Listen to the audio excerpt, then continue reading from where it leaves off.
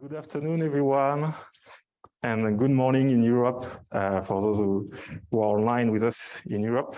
Minister Yamaguchi, Ambassador Seton, distinguished speakers and panelists, dear colleagues, ladies and gentlemen here and online, welcome to this Circular Economy Seminar. This seminar has been organized by the Economic Service of the French Embassy in Tokyo in collaboration with the Delegation of the European Union as part of the French Presidency of the Council of the European Union. I am Rémi Cardinet, Sustainable Development Counselor at the Regional Economic Service from the French Embassy, and I will be the moderator of this event. We are very honored to have with us, the Japanese Minister of Environment, Mr. Yamaguchi, as well as the Ambassador of France, Mr. Philippe Seton, and online, Mrs. Véronique Rioton, President of the French National Council for the Circular Economy, to share with us some opening remarks. So please, Ambassador Seton, the floor is yours. Good afternoon, Minister, Madam President of the National Council on Circular Economy, ladies and gentlemen. It is my pleasure to be with you today for this seminar on circular economy, jointly organized by the delegation of the European Union and the French Embassy in Japan on the occasion of the French Presidency of the Council of the European Union. I'm very grateful to the Minister of Environment, Mr. Yamaguchi, for honoring us with his presence to start this seminar. And I would like also to express my sincere gratitude to the Ministry of Environment and to the Ministry of Economy, Trade and Industry for their support. As climate change accelerates, as biodiversity erosion increases, as pollution, including plastic pollution, affects our planet, the theme of circular economy is becoming increasingly important, and indeed reducing our demand for primary resources while ensuring a sustainable use of resources across the whole life circle of products can indeed improve our resilience. But how can we promote a society that no longer generates excessive waste and uses instead resources in a responsible and a sustainable way? How can we organize the transition from a linear economy to a circular economy?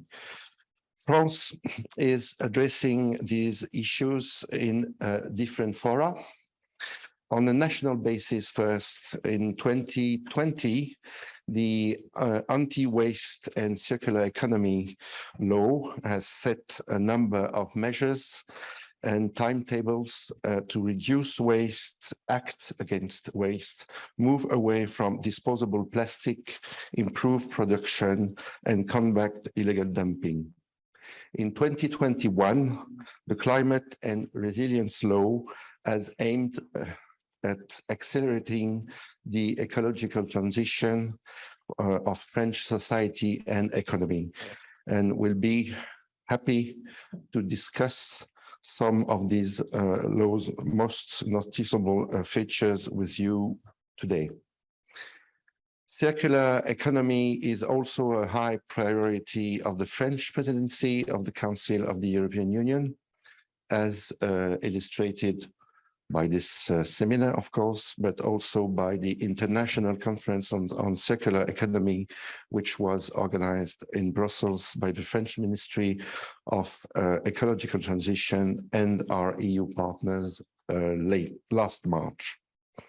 Circular economy is also dealt with in multilateral fora.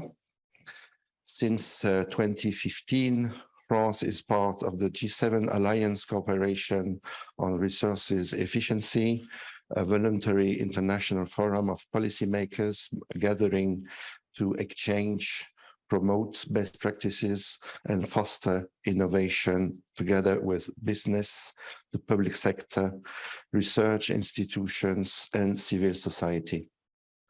G7 members have also backed several initiatives to foster a greater resources efficiency through priority goals and actions such as the Toyama framework on material cycles in 2016 under Japan's presidency, the 5-year Bologna roadmap in 2017, and this year, the adoption of the Berlin roadmap 2022-2025 for resources efficiency and circular economy. Circular economy is at last a subject of bilateral cooperation with Japan. For more than 30 years, the French and Japanese agencies ADEME and NIDO have been exchanging on R&D priorities in the field of energy and environment. Plastic waste and marine litter are also issues we discuss as part of the bilateral dialogue for a low carbon and environmentally friendly society between the Japanese Ministry of Environment and the French Ministry for the Ecological Transition. Circular economy has to be a subject of enhanced cooperation between all actors from the public as well as the private sector, not only at the local and national levels, but also internationally.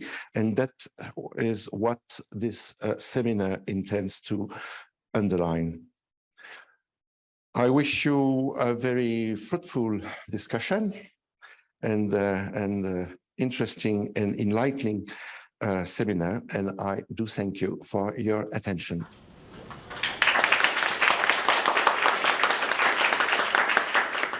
Thank you very much, Ambassador Seton. And please, Minister Yamaguchi, Minister of Environment.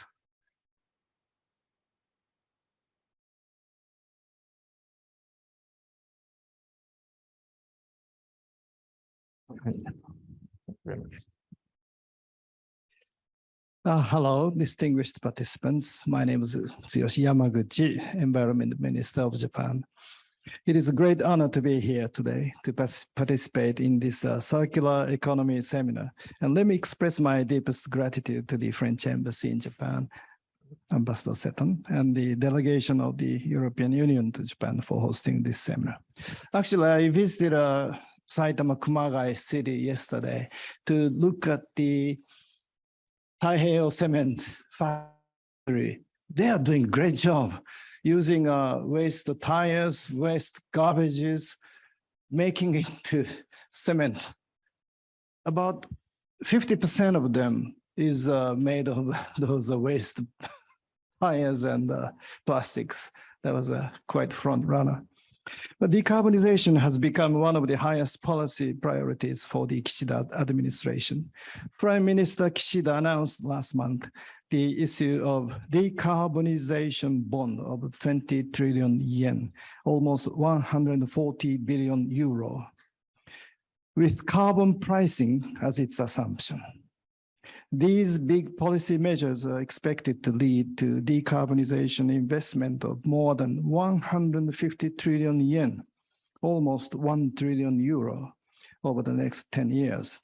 This is both public and private combined. In implementing climate change measures, we will keep close coordination with the EU, of course, France included. The transition to a circular economy is essential in achieving decarbonization.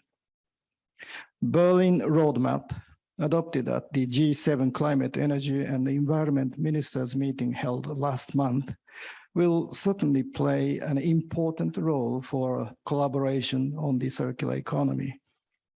The French government's development and dissemination of environmental information of high-quality products is one of them. In Japan, the Plastic Resource Circulation Act was enacted in April to facilitate the circulation of plastics across the entire life cycle of products, from product design to waste disposal. Networking is important for the transition to circular economy, and that is the very reason why we are meeting here today. JFORCE, which is the abbreviation of Japan Partnership for Circular Economy, is a network between the government and the Keidanren, Japan's largest business organization, and has been doing a great job to promote the circular economy. We are also working to develop the circular economy roadmap by summer in order to accelerate the circulation of all resources. Networks among governments are important too. For example, we have shared information and exchanged views through Global Alliance for Circular Economy and Resource Efficiency, or GACERE. GACERE will continue to play an important role for the global transition to a circular economy. We can or we must cooperate more. The EU-Japan Green Alliance is important in this context. Let us communicate more and closely coordinate our environment policies. Japan and the EU, France included, together we must promote the circular economy, eventually realizing carbon neutral society. Thank you very much.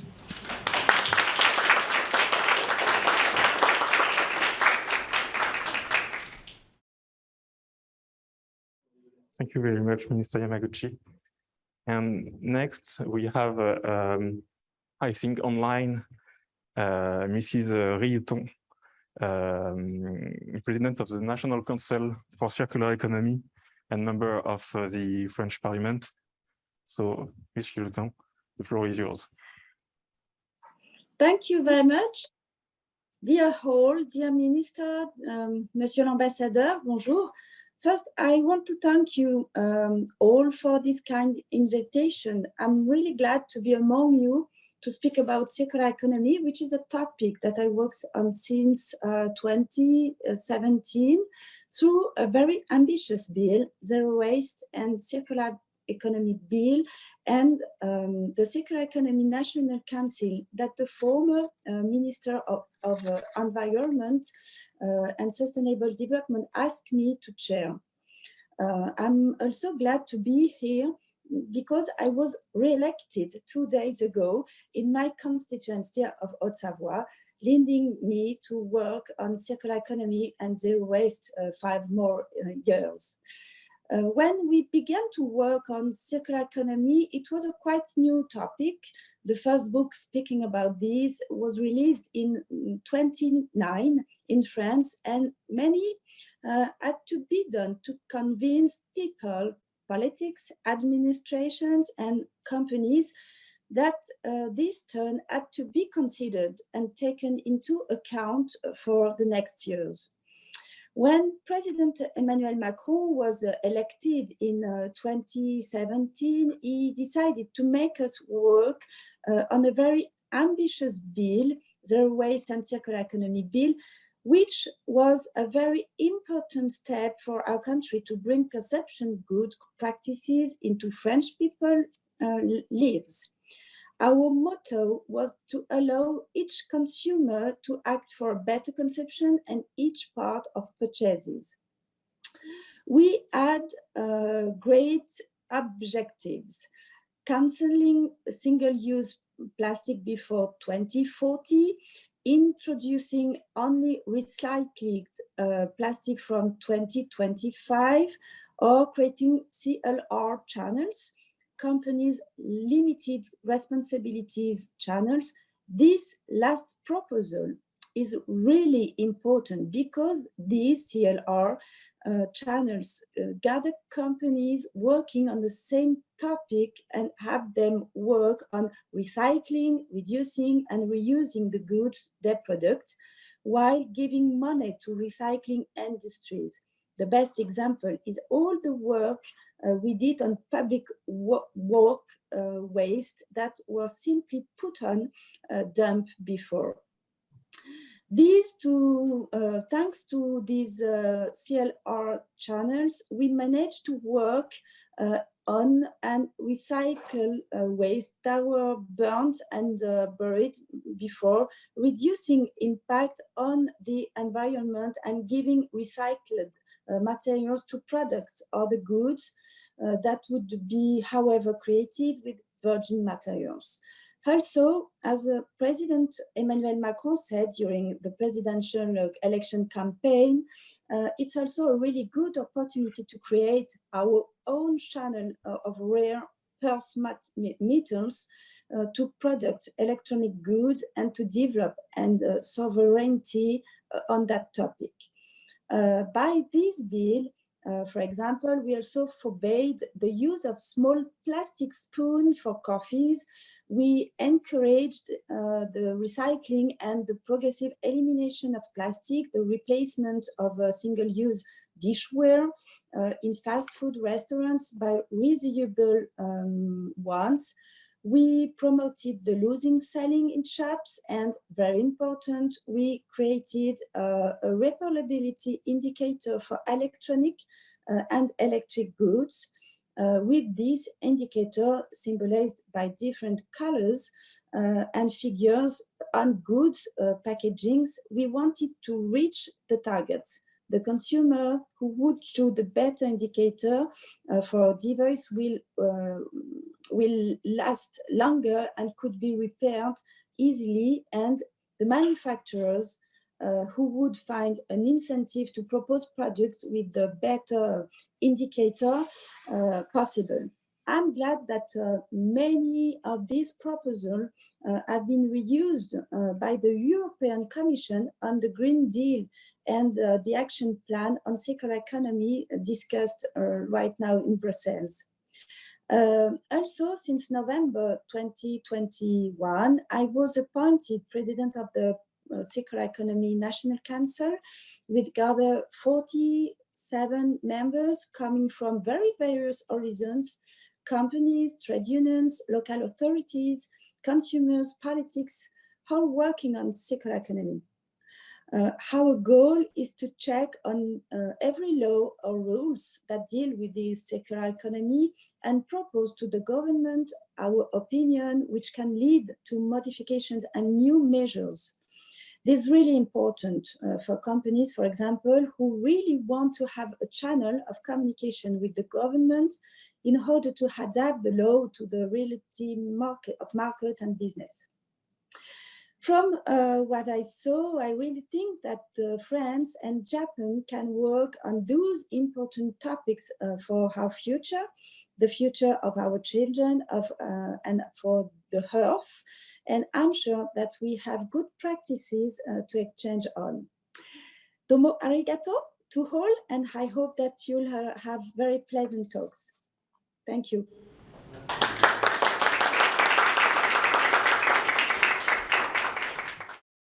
Thank you very much for these introductory remarks, which set the context for the discussions that will follow and show the importance of circular economy and of cooperation between Europe and Japan, and within Europe, also France.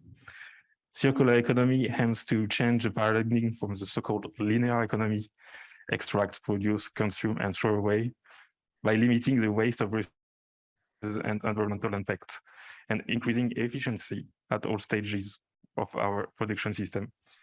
So the urgency to act has already been introduced, and that we also must cooperate in this. And the reason we are all gathered today is now to discuss the how. How will we, or are we already acting to achieve this transition? As we all can tell, development of this circular economy is to be played at all levels and by all types of stakeholders. This is why this seminar will be divided in 3 sequences, looking at different scales and perspectives of the circular economy.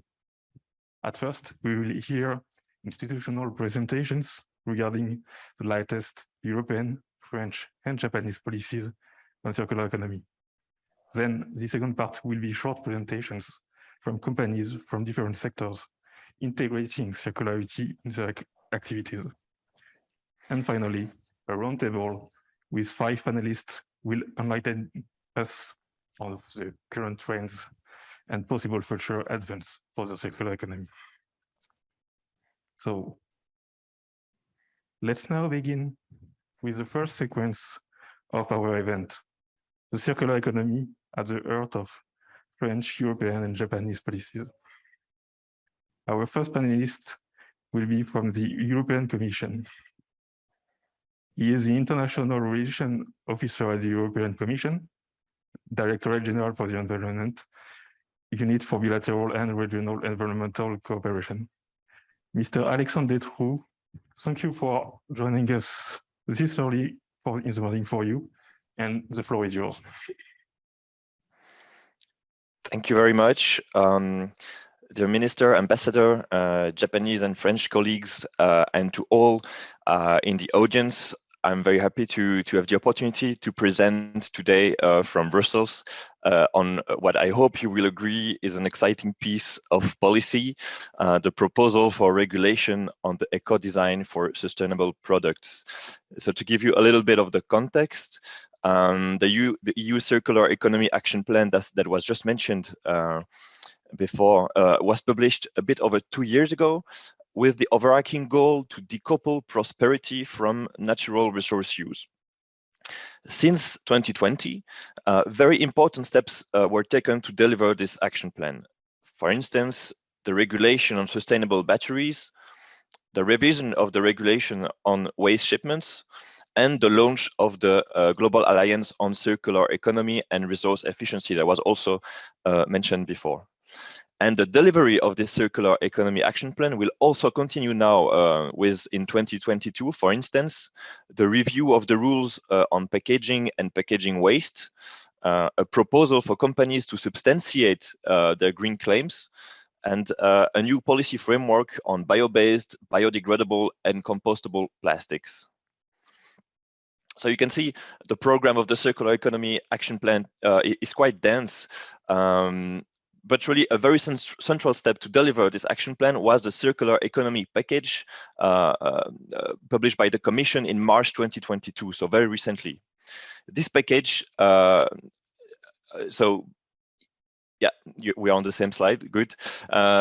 This package included notably the Sustainable Textiles Strategy, the revision of the Construction Products Regulation, and a proposal to give more rights to consumers in the context of the green transition.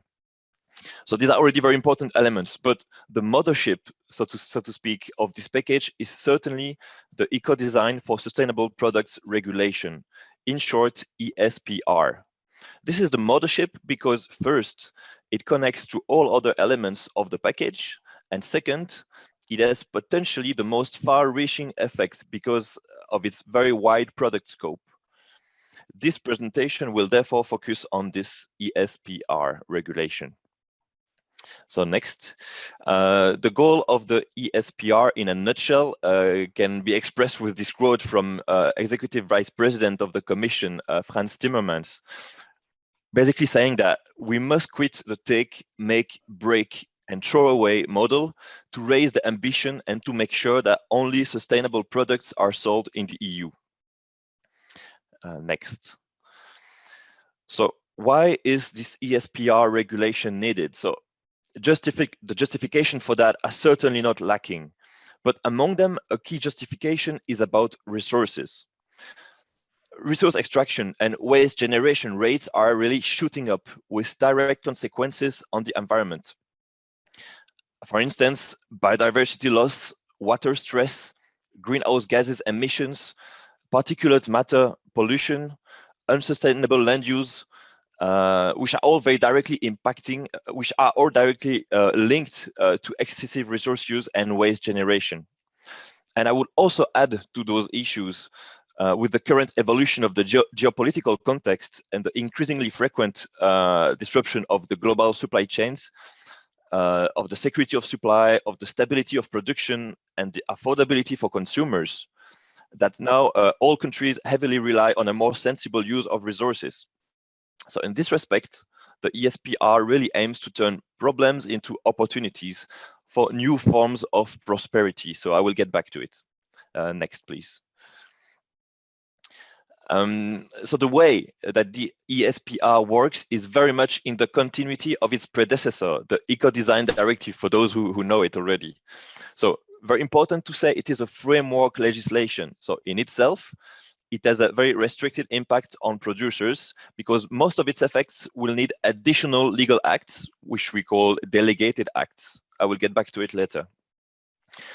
A second important aspect is that the ESPR takes a very tailor-made approach.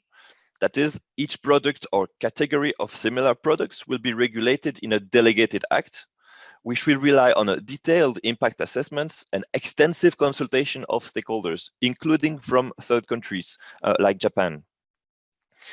Overall, the products will only be regulated if and to the extent that this has a demonstrated potential to reduce negative environmental impacts. And once the decision is taken to regulate some products, the rules will be carefully calibrated with a test of proportionality and feasibility for businesses. A third important aspect is that the measures taken under ESPR will be predictable with multi-annual working plans. So where ESPR innovates a lot and is very different from the Eco-Design Directive is with respect to the substance. So next slide, please. So first of all, on the scope, it goes well beyond the energy-related products that were regulated under the Eco-Design Directive. The ESPR can potentially, and potentially is important word here, apply to all the products entering the EU market, with limited exceptions, many related to food, feed, and medicinal products. So the second big innovation is that the list of requirements significantly extends. I will come back to it in the next slide. The third important dimension is that some requirements are targeting specific products, but it is now possible to also regulate entire product categories when they share enough common characteristics. For instance, electronics, textiles, and so on. This makes the regulation much more effective and reduces complexity for producers. And the last big innovative aspect is that ESPR makes all supply chain actors, from the intermediary producers all the way to consumers, more informed to make smarter and more sustainable choices. I will get back to the digital product passport later, but there is also the possibility to have labeling requirements, for instance, on providing a repairability score on the packaging itself. So staying on this slide, as I mentioned before, the requirements that may apply to the products under ESPR are now more extended and cover various dimensions of a circular economy approach. So to pick out some of these aspects, I would mention durability, for instance, acting against programmed obsolescence, repairability, for instance, setting a minimum length of time that the spare parts for a product must remain available for, or setting requirements on how a product can be disassembled, or yet promoting a more modular design. Another one is to impose a ratio of recycled content in the products. We also have the prohibition of the substances that prevent the circularity of materials. For instance, chemical substances that could prevent the recycling or upgrading of some products, although the remainder of the product is perfectly suitable for reuse or recycling. A last example is the lower generation of waste, for instance, by regulating packaging. Next slide, please. So this slide is ready to give a quick overview of the 5 steps of the process to adopt rules on products under the ESPR.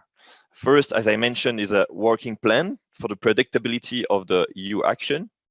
Then comes a draft formulation of the product rules. And with this draft, we can start to do a thorough research on the impact assessment and a stakeholder consultation.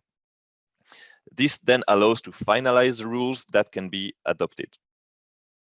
Next slide, please. So now to tell you a bit about the digital product passport I mentioned before, it actually links a unique product identification, for instance, a QR code, directly to some structured data that is collected by the different actors in the value chain. The system will be decentralized, that is, it will be set up and maintained by the economic operators themselves. This ensures that the product passport remains evolutive. So to give you an idea of the information that could be included in this digital product passport, I could mention, for instance, the origin of the materials, the environmental performance, the durability of the product, the repairability, the chemicals of concern that might be in this product, the way to handle the product at the end of its life, and so on. And this list, of course, could be extended.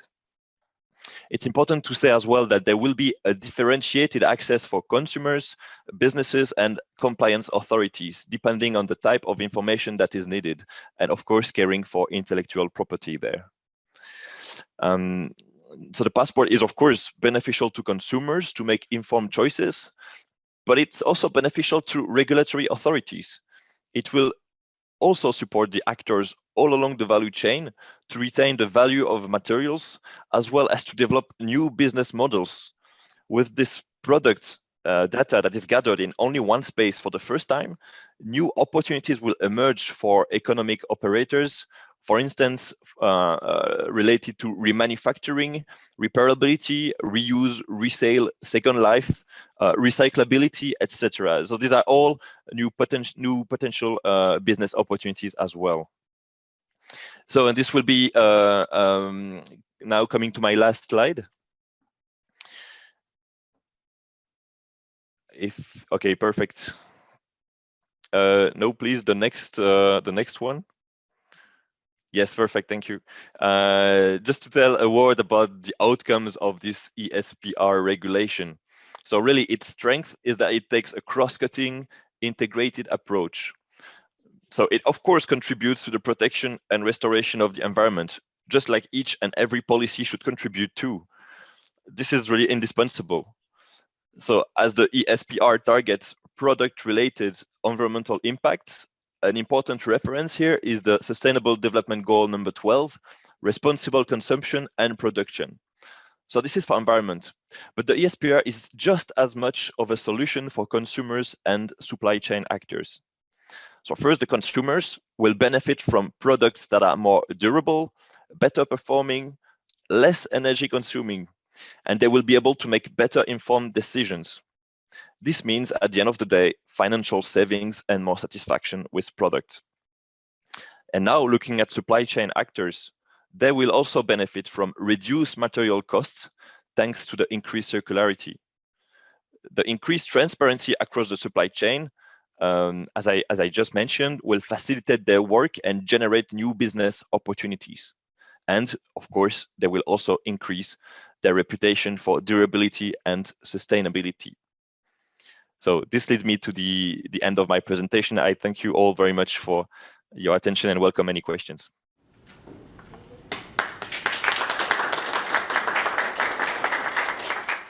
Thank you very much, Mr. Delchou, for this presentation. And maybe indeed at the end, we'll have a short time for a Q&A. Our next panelist is Mrs. Doris Niklos from Directorate General of Risk Prevention at the Ministry for the Ecological Transition and Territorial Cohesion in France. She will present the French policy on circular economy, focusing on the 2020 anti-waste law for circular economy. The floor is yours. Hello, ladies and gentlemen. Thank you very much for the invitation. My presentation is focusing on the anti-waste law for a circular economy, which was adopted in February 2020. Next slide, please. First, a brief reminder of the background of this law. Next slide. The anti-waste law refers to the regulatory part of the French roadmap for the circular economy, which was adopted in 2018. This roadmap is itself one of the provisions of the Energy Transition Law for Green Growth adopted in 2015. And since the adoption of this law, the circular economy has become an increasingly strong political priority in France, bearing in mind that its effective implementation required the mobilization of all stakeholders. Thus, the French roadmap for the circular economy was developed in close collaboration with them. And on the slide, you can see some figures which are showing the important involvement of stakeholders and the citizens' strong interest towards circular economy. Next slide, please. The anti-waste law has allowed for major advances to speed up the transition toward the circular economy in France. Next slide, please. The anti-waste law has introduced very ambitious objectives, move towards 100% of recycled plastic by 2025, reduce by 15% the production of municipal solid waste per inhabitant in 2030 compared to 2010, reduce food waste in food distribution and collective catering in 2020 by 15% in 2025 in comparison with 2015, and a ban on all single-use plastic packaging waste by 2040. These objectives set at national level complement the objectives set at the European Union level that France must also fulfill. Many of these targets are related with municipal solid waste and packaging waste. I won't list all of them. You can find them on the slide. Next slide, please. The anti-waste law for a circular economy, it includes around 50 measures to move towards circular economy. First, the law has considerably strengthened the place of extended producer responsibility sectors, the so-called EPR sectors. France has a strong experience of this kind of tool, and we are really convinced that EPR is an efficient tool to move towards a more circular economy. EPR is not only an effective way to recycle more, but can also be effective to reduce the amount of waste and to design products that have less environmental impacts. Before the adoption of the anti-waste law, France has 20 product families which were covered by EPR, of which 14 were mandatory, such, for example, household packaging, electric and electronic equipment, batteries, tires, paper, textiles, etc. These EPR sectors collected 1.7 billion euros of financial contribution in 2020 and recycled 8.1 million tons of waste. With the adoption of the anti-waste law, 8 new product families will be covered by EPR between 21 and 25, professional packaging, construction products or materials from the building sector, toys, sports and leisure equipment, do-it-yourself and gardening products, sanitary textiles, fishing gear, and cigarette butts. Next slide, please. The anti-waste law has not only increased the number of product families covered by extended producer responsibility, it has also widened their scope by introducing the possibility of reinforcing the bonus-malus. The bonus-malus are financial incentives for producers who supply the market products covered by EPR. The aim is to encourage them to put on the market more environmental friendly products. For example, which a higher secondary raw materials content, or which are easier to recycle, easier to repair, which contain less harmful substances, etc. The manufacturers will have to display the bonus-malus on their products. Thus, French people will be able to choose eco-design products. The anti-waste law has also asked producer responsibility organizations to set up reuse funds and reparation funds. Reuse funds are intended to financially support actors involved in reuse and insertion through employment. These funds make it possible to develop reuse and thus limit the wastage of thousands of tons of objects. Reparation funds are intended to finance repair funds with the aim to reduce the cost of repair for consumers when they go to a certified repairer. As you can see, EPR play a key role in the transition to a circular economy in France. Next slide, please.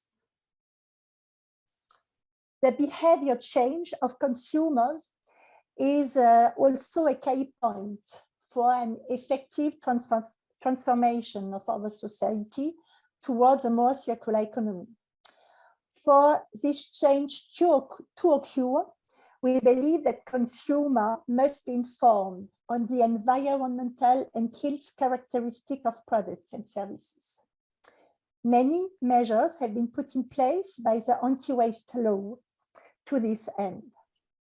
For example, since January 2021, the Triman logo is mandatory and has to be indicated on the product, its packaging, or on the documents provided with the product, and information has to be given on the sorting process for each type of product. The Triman logo means that the waste is subject to a sorting rule. At store return, payback for electric and electronic equipment, specific collection stations for batteries, yellow waste bin for packaging, etc.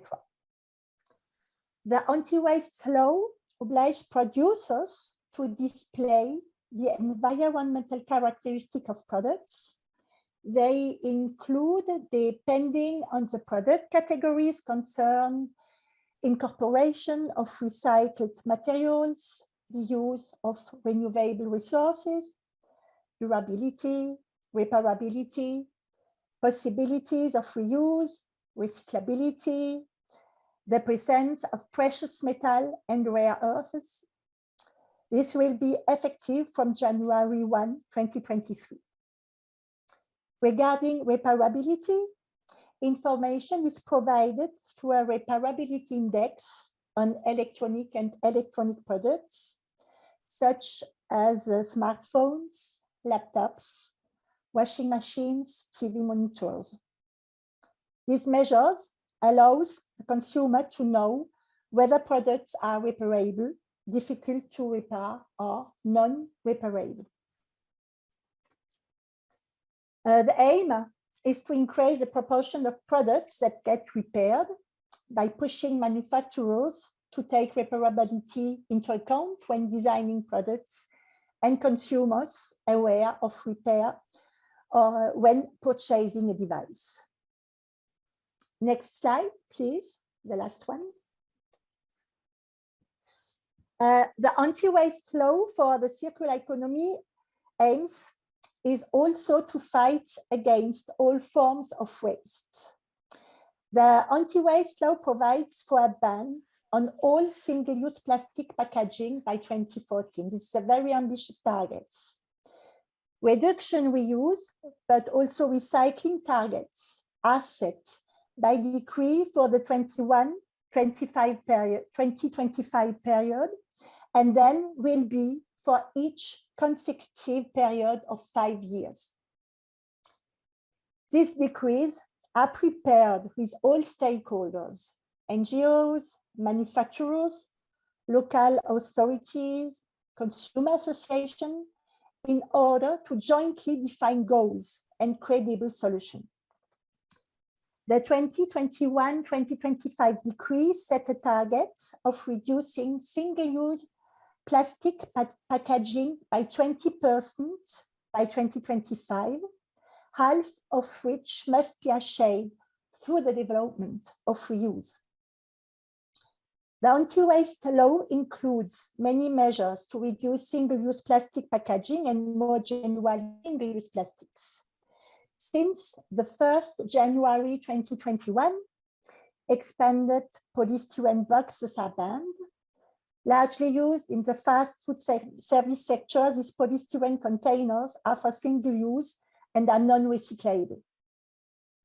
Many other single-use plastic products are banned, as plastic confetti, plastic bags, plastic toys, supplied with some menus for children. Regarding plastic packaging waste, another important measure that was taken by the anti-waste law is the obligation for fast food sector to use reusable tableware for the meals and drinks consumed on site by their customers as of 1st January 2023. The fast food sector produces each year in France 180,000 tons of packaging immediately thrown away after use. France has also put in place a ban of the destruction of unsold non-food products. 630 million euros of products are destroyed each year.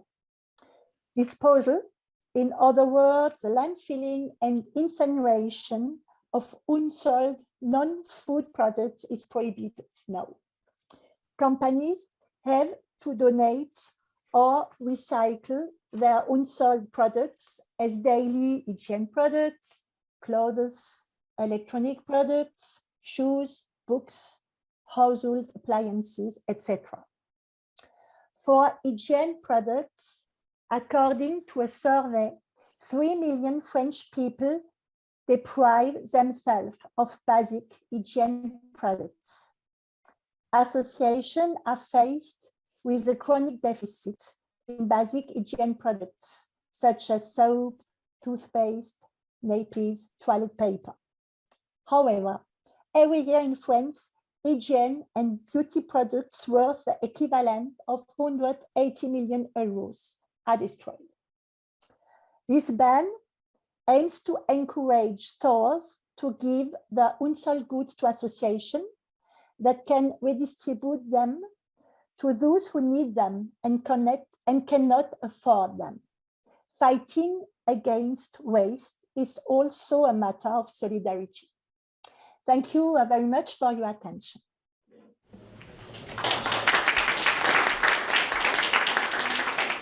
Thank you very much, Mrs. Niklaus, and indeed it is important to speak of the basic products and solidarity in this. After hearing about EU and France's recent policies, let's now hear for the Japanese policies with our next two panelists. First, Mr. Yoshihide Hilao is from the Ministry of Environment and is a director for Office for Promotion of Sound Material Cycle Policy Society and director of Office for Recycling Promotion. He will present us the Japanese priorities on circular economy and plastic reductions. Thank you for the introduction.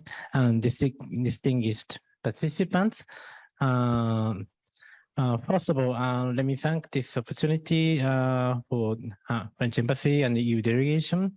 And Japan and EU are playing, I think, leading roles in this field. And I think this is a very timely event because as we are seeing, the world product value chains are shaking. And we believe that transition to circular economy is a key to enhance the resilience of our economy. Today, I will touch upon two things. One is recent legislative development in Japan. I will also touch upon the broader circular economy policy. Okay. This past April, as Minister already mentioned, we just enacted a new Plastic Resource Circulation Act. We have, as you see, a series of legislation in the field of 3 years. But this legislation is not an amendment of existing statutes, but the new ones, because none of existing statutes, we have lots, doesn't fit what we would like to achieve by this new act, because we are trying to change the entire life cycle of plastics. As Minister already said, that from product design to the waste management in a way that we can achieve 3 R's, reduce, reuse, recycles, as well as enhance renewable materials, which comes from including the bio-based plastics.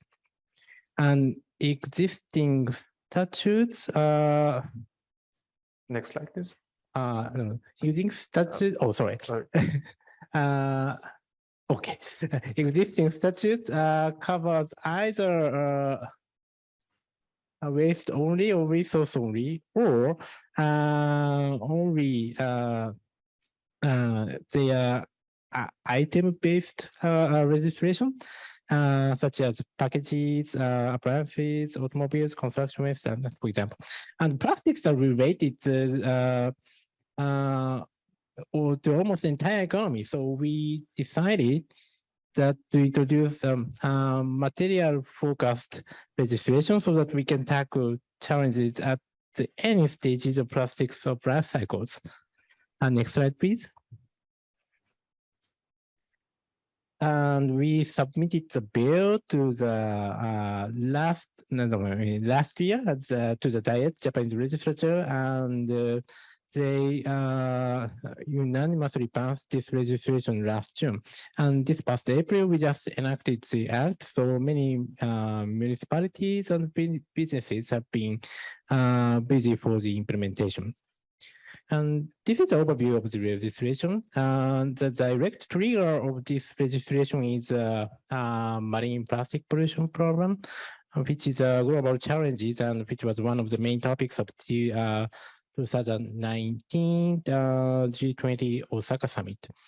At the Osaka, G20 countries leaders share the Osaka Blue Ocean Vision, which aims to reduce additional pollution by marine plastics to zero by 2050, while recognizing the important role of plastics for society. Another challenges we are facing is a transition to climate neutrality, and Japan also committed to carbon neutrality by 2050. And we also have a transboundary issue of plastic waste. And so Japan, together with the government of Norway, pushed the regulation of transboundary movements of plastic waste under the Basel Convention, and which was adopted by May 2019, and we entered into force last year, January 2021. And in Japan, the amendment is well enforced, and export of plastic weight decreased significantly. So these requires more resilient domestic resource circulation. Next slide, please.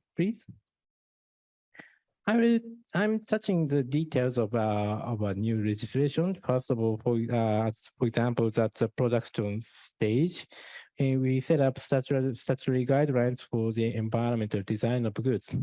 We have had that eco design regulation, and this is not minimum requirement of goods, but rather it's a kind of aspirational standards.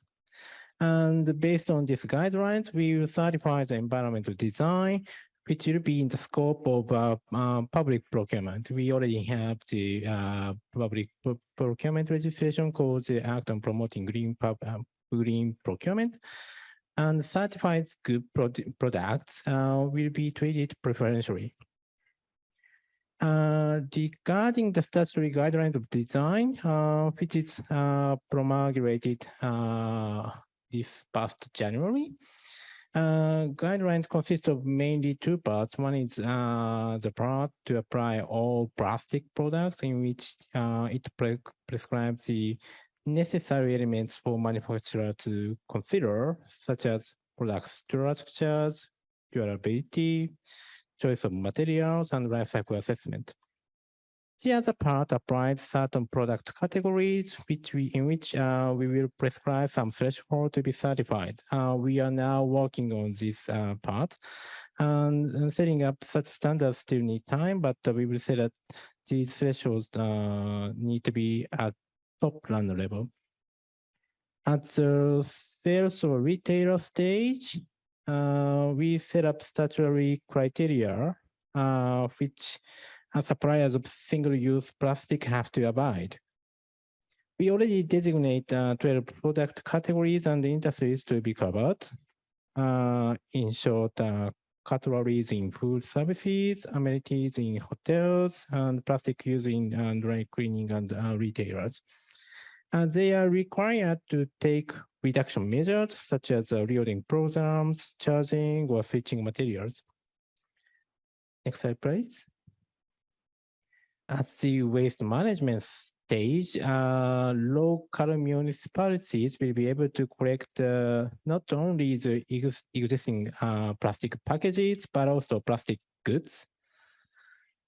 Plastic packages collection is already common, I think, under Packaging Recycling Act, but the municipalities are not allowed under current system to commingle packages and goods under current system. So new act will allow municipalities to collect both packages and plastic goods and use existing channels for packaging recycling.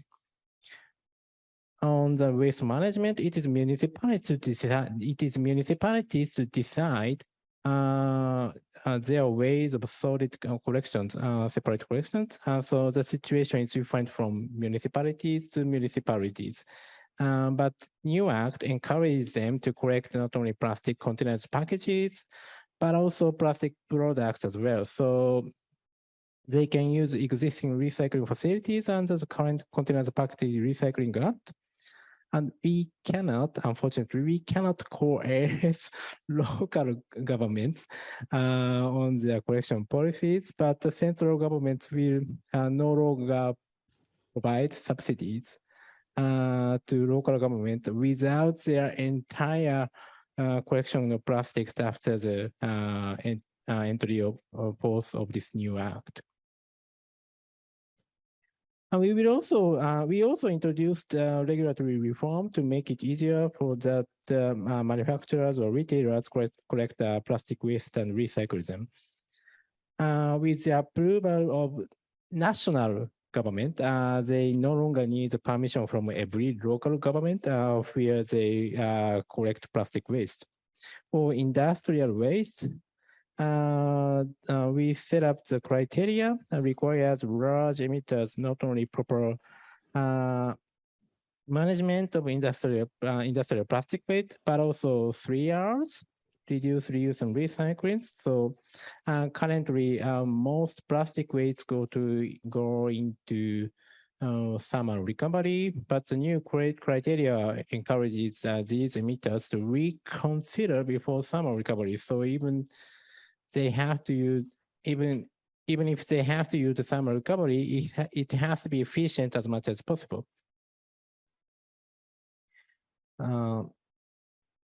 Next slide, please. Let me touch upon the circular economy policy. Next slide, please. currently is Central Environmental Council. It is an advisory body to the MOE, developing a circular economy roadmap. Chika-san is a member of the body. And I mean, by roadmap, I don't mean the EU jargon roadmap before Commission proposal. I mean, in a broader term, we have, as you see, a biennial process of entire policies and our basic plan for sound material society, what we call 循環計画. And current evaluation is ongoing with more emphasis on the carbon neutral policies. And we finished public consultation phase and some deliberation, and we expect Monday next week that the Central Environmental Council adopts the draft circular economy roadmap to be sent to public comment process and finalize its development this August. Next slide, please.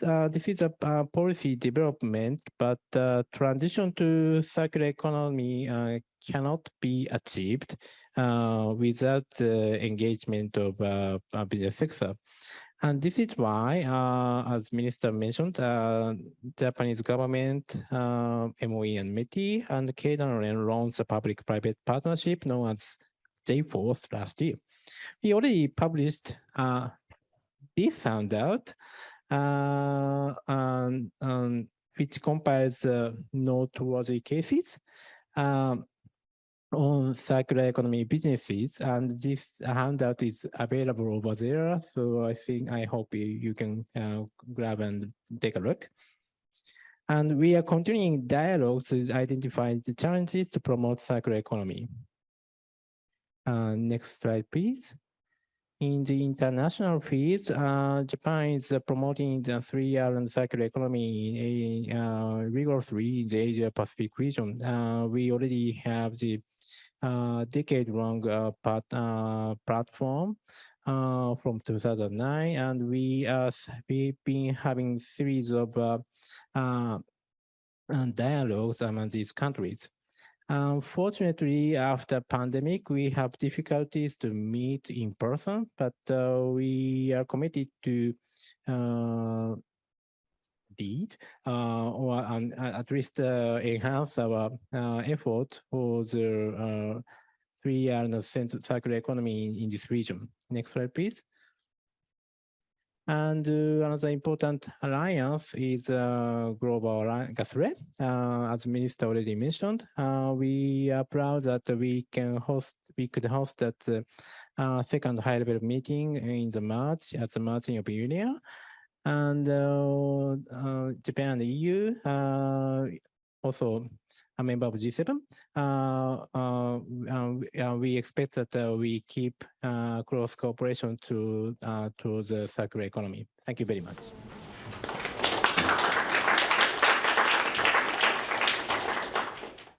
Thank you very much, Hilao-san. So indeed, for the people present in the room, there are some G4C brochures here. And I guess for people online, you can also find it online. So we are a bit behind our schedule. So after the last presentation from METI, we will switch directly to short presentation of companies. But for now, let's hear also from Mrs. Yumiko Hata from METI, Director of Resource Efficiency and Circular Economy Division. Thank you very much. And the floor is yours. So, merci, je m'appelle Yumiko Hata, and maybe this is most of all the French that I can speak. So from now on, I would like to make my presentation in English today. And distinguished guests, good evening and good morning in EU, European country by the online, and I would like to express my deepest gratitude to for invitation to this distinguished seminar today. And I would like to very much thankful to share our experience for the circular economy, as well as having your experiences and the business sectors today.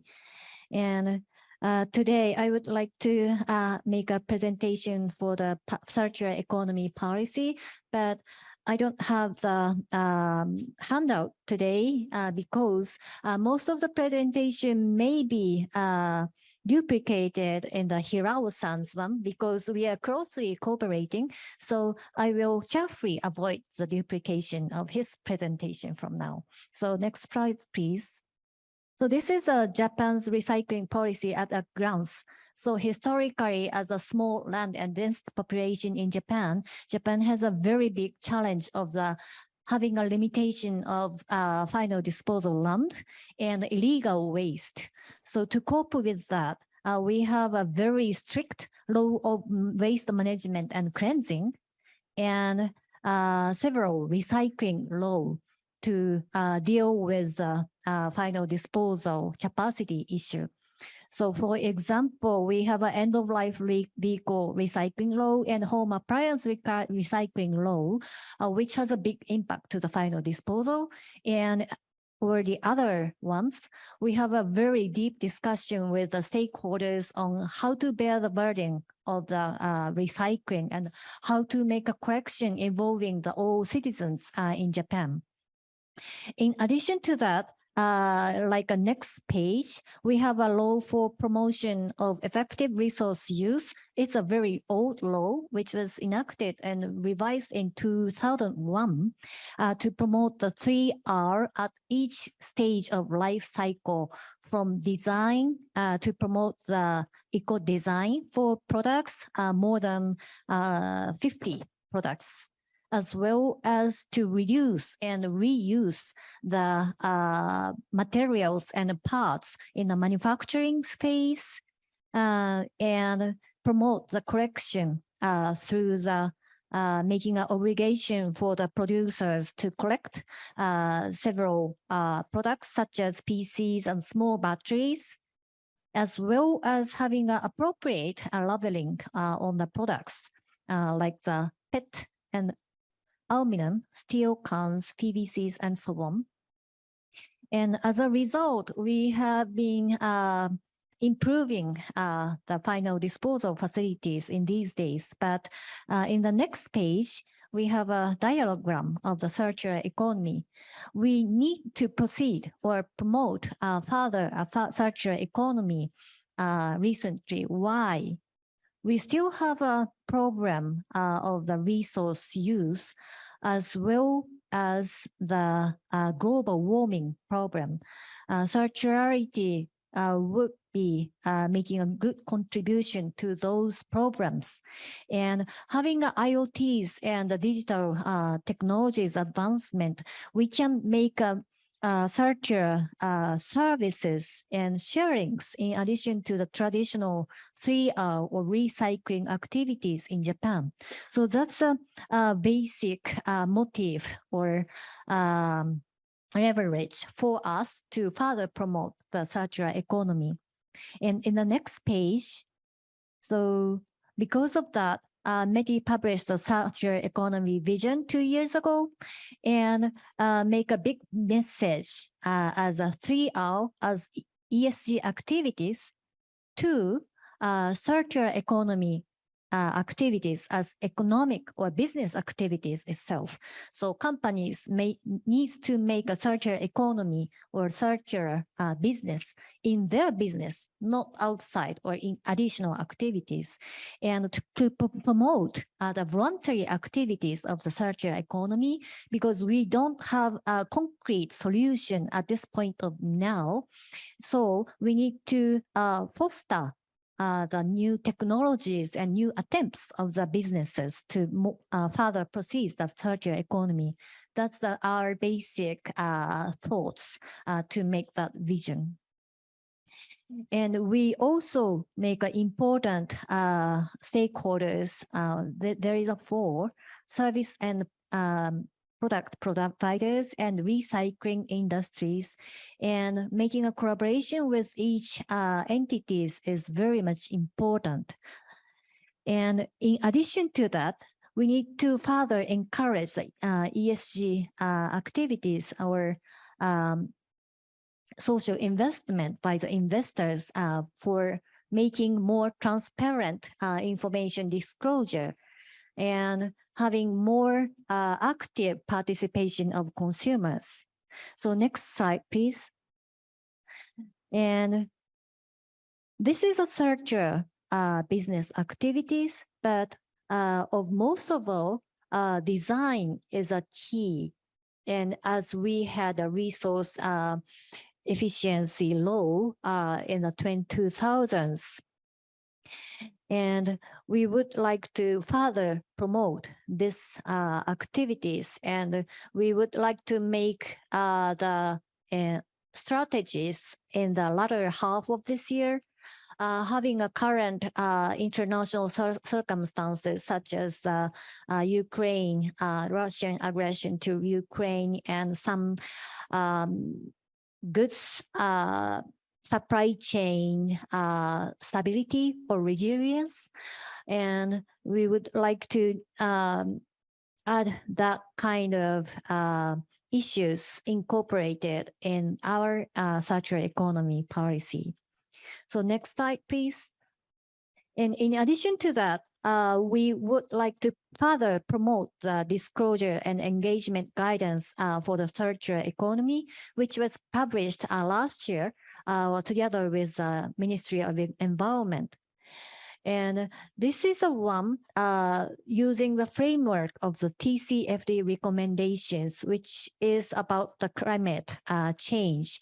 And actually TCFD guidelines recommendation is the one to which the most of the Japanese companies, including the business entities and financial institutions, endorse, and active dialogues are undergoing.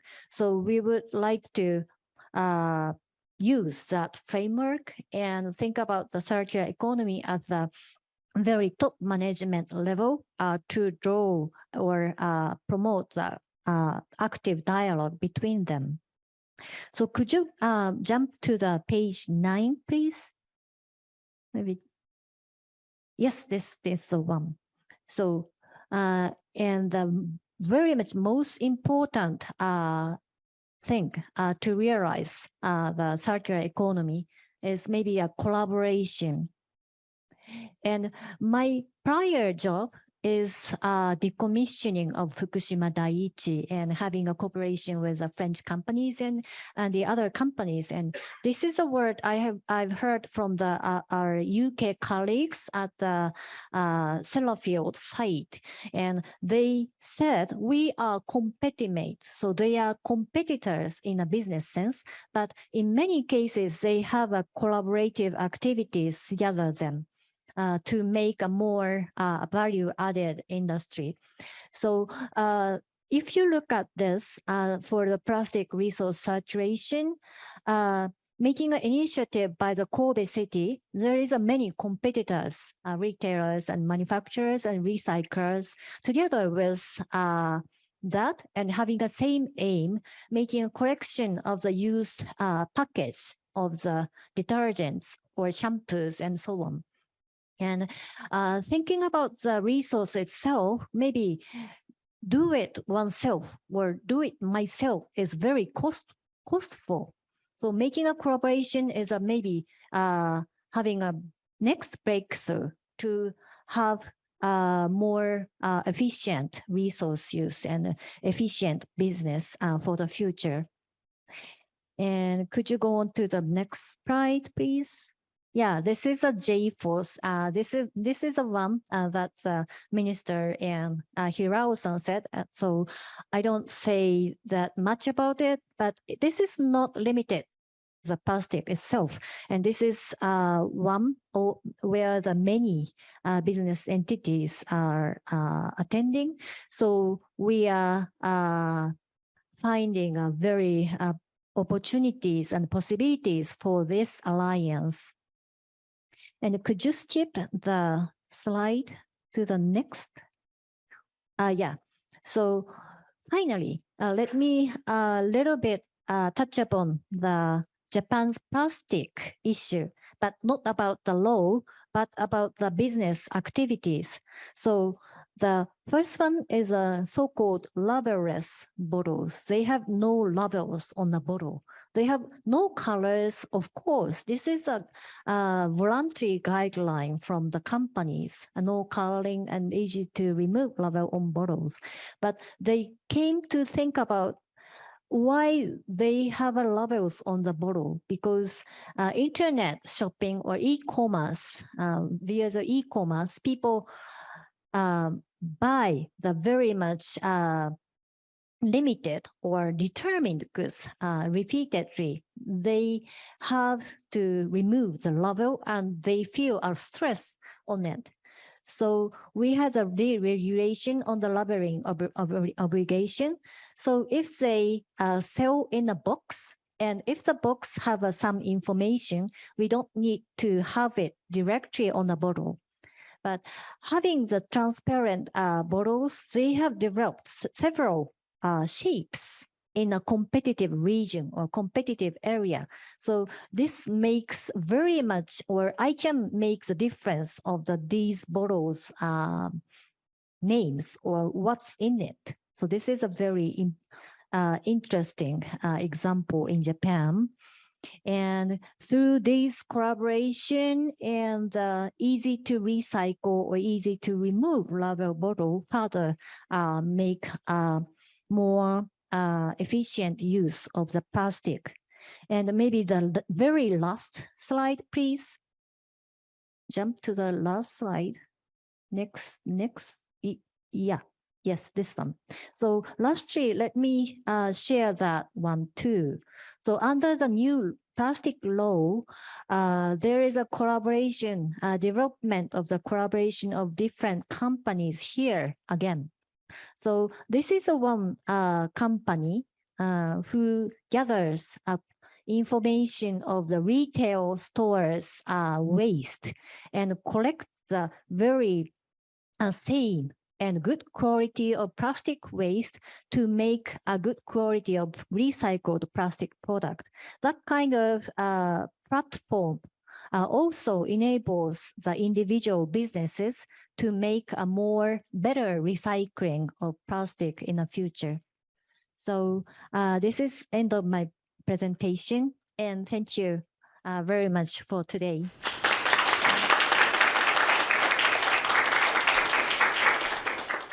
Thank you very much, Hata-san, and we will hear from you also at the end of this conference.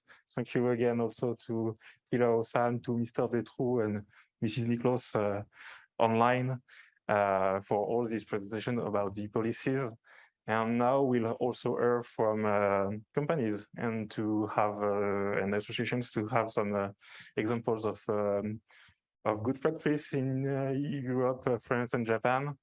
And as we are a bit beyond schedule, and also because you represent several sectors, and to be sure to be able to hear from all of you on the same way, I will ask you please to go to pitch directly to the point and to stick to short presentation of 6 minutes. And if you have also questions for the institutional panelists, please do not hesitate to send us or directly to the institution, and or we can also relay them. So to open the ball, Mr. Graham Holder, who is the founder and project coordinator at CFLEX, will now present how the CFLEX European initiative aims at realizing a circular economy for flexible packaging in Europe. So Mr. Graham, thank you very much, and the floor is yours. Good morning, bonjour, and welcome to all the people in Japan listening to this presentation. And thank you very much for the opportunity to present CFLEX. This is very much an industry perspective. Up to now, we've heard a lot about the legislation, what's coming down the track. This is about what industry is doing to make materials circular. So in terms of CFLEX, it stands for a circular economy for flexible packaging. We started back early 2017 with 20 stakeholders, and it's grown to 190 stakeholders representing the whole value chain. So from the material producers through to the film producers, the brand owners, the waste collectors, and the flexible packaging ecosystem, which is the machine builds and everything else. And this is very important because you need all parts to collaborate to make the circular economy work. As you can see, we're starting to get critical mass. But what's most important for today's presentation is that we have a number of very important Japanese companies participating in CFLEX, even though CFLEX focus is on Europe. And there you can see the names of them. I put the numbers of participants from the different parts of the value chain below. So you can see it's a pretty good representation from all parts of the value chain. So what is our vision and what we call our mission circular? So if you want to go circular, it's quite important to collect all flexible packaging. We believe that it's practical to get 80% of the materials that enter the market to re-enter a recycling process after they've been collected. And perhaps the most important thing that often gets forgotten in the circular economy is that when these materials are recycled, they need to find sustainable end markets where they substitute virgin. And that part is very important. So just to give you a feel for the size of the flexible packaging market, it's about 40% of the plastics on the market. People talk about flexible packaging as though it's multi-material predominantly. That's not the case. Over 60% is monomaterial. 70% of all consumer household flexible packaging, over 70%, requires food contact. So currently we can only do that via virgin. And then this important gray box over there, the 4.3 million tons, is transport packaging largely, and over 90% of that is monopolyethylene. So, and we don't know how much of that requires food contact at this point in time. So why am I telling you that? Because if you're going to go circular, it's very important to understand what enters the market. What I'm going to present today is what we call our demand-driven model for the circular economy for flexible packaging, but it's going to work for all materials. It's not rocket science, it's pretty logical. But what it does show is all the levers that need to play in symphony to realize the circular economy. So if you know what's coming onto the market, then you know what's going to be coming back from the market when you collect all of it. And the reason why that's important is because you need to find somebody who's going to want to use those materials once they're recycled. And if you understand the end markets correctly, you understand how much food contact quality you need, how much film quality you need, how much you can put back into rigids, and what other markets are going to be able to use these materials. That's very important because it tells you the quantities and qualities that you're going to need to recycle those materials too. Once you know that, then you can decide what your recycling pathways are. How much mechanical recycling, mechanical back to film, or mechanical back to rigids, or chemical back to food contact. And that's very important. And then the other two parts are self-explanatory, which is sorting. You need to feed the recycling pathways with the right baled material, and you need to collect all flexible packaging. And a lot of flexible packaging still resides in Europe, still resides in the residual stream. So we do have to find a way of getting that. So that's the key essence. And what I would like to suggest, it's slightly different to the way people normally look at the circular economy, which is about collect, sort, recycle, and then look at the end markets. I think end markets is much more important, and that's why it's reflected in this. This won't work unless we have three key enablers. The one is design, because design for a circular economy means that you reduce or optimize the costs of returning these materials to the markets. Extended producer responsibility has already been mentioned, how important that is. This we refer to as the conductor of the orchestra. the person who calls the shots, makes sure every instrument comes in at the right time, because they have to decide which end markets get which materials in which quantities. And without that check and balance and the ability to pay for that, the circular economy won't be sustainable. And then we've heard a lot about legislation today. I think there is a need for the legislation and industry to work closely together. This is not a simple problem. We do need, is no simple solution. So we do need to collaborate to make this work. Then, of course, you need to communicate this so that everybody understands what they need to do, which is why the 190 companies participating is so important. We presented lots of conferences and external events to make sure that we get the message out. And then you also have to measure progress against this. So the key takeaway is that flexible packaging materials can be circular and will be increasingly returned to the circular economy. A lot of flexible packaging needs food contact quality, which at the moment means mechanical recycling isn't an option. So we need both to go circular, and above all, collection is essential. But perhaps the most important message I would like to leave you with is that we are only going to be able to realize this mission circular if we collaborate through the whole value chain, through industry, through the legislators, and jointly try and make this happen. Thank you very much. Thank you very much to you, Mr. Graham, for this clear presentation. And now we will hear from Mr. Takao Masaki, CEO and co-founder of G-Plan, a company established in 2007 with the ambition to develop a world where there is no waste. He will tell us more about G-Plan's activity of recycling bottles and clothing and its partnership with Accents and IFPEN. So, Mr. Masaki, please.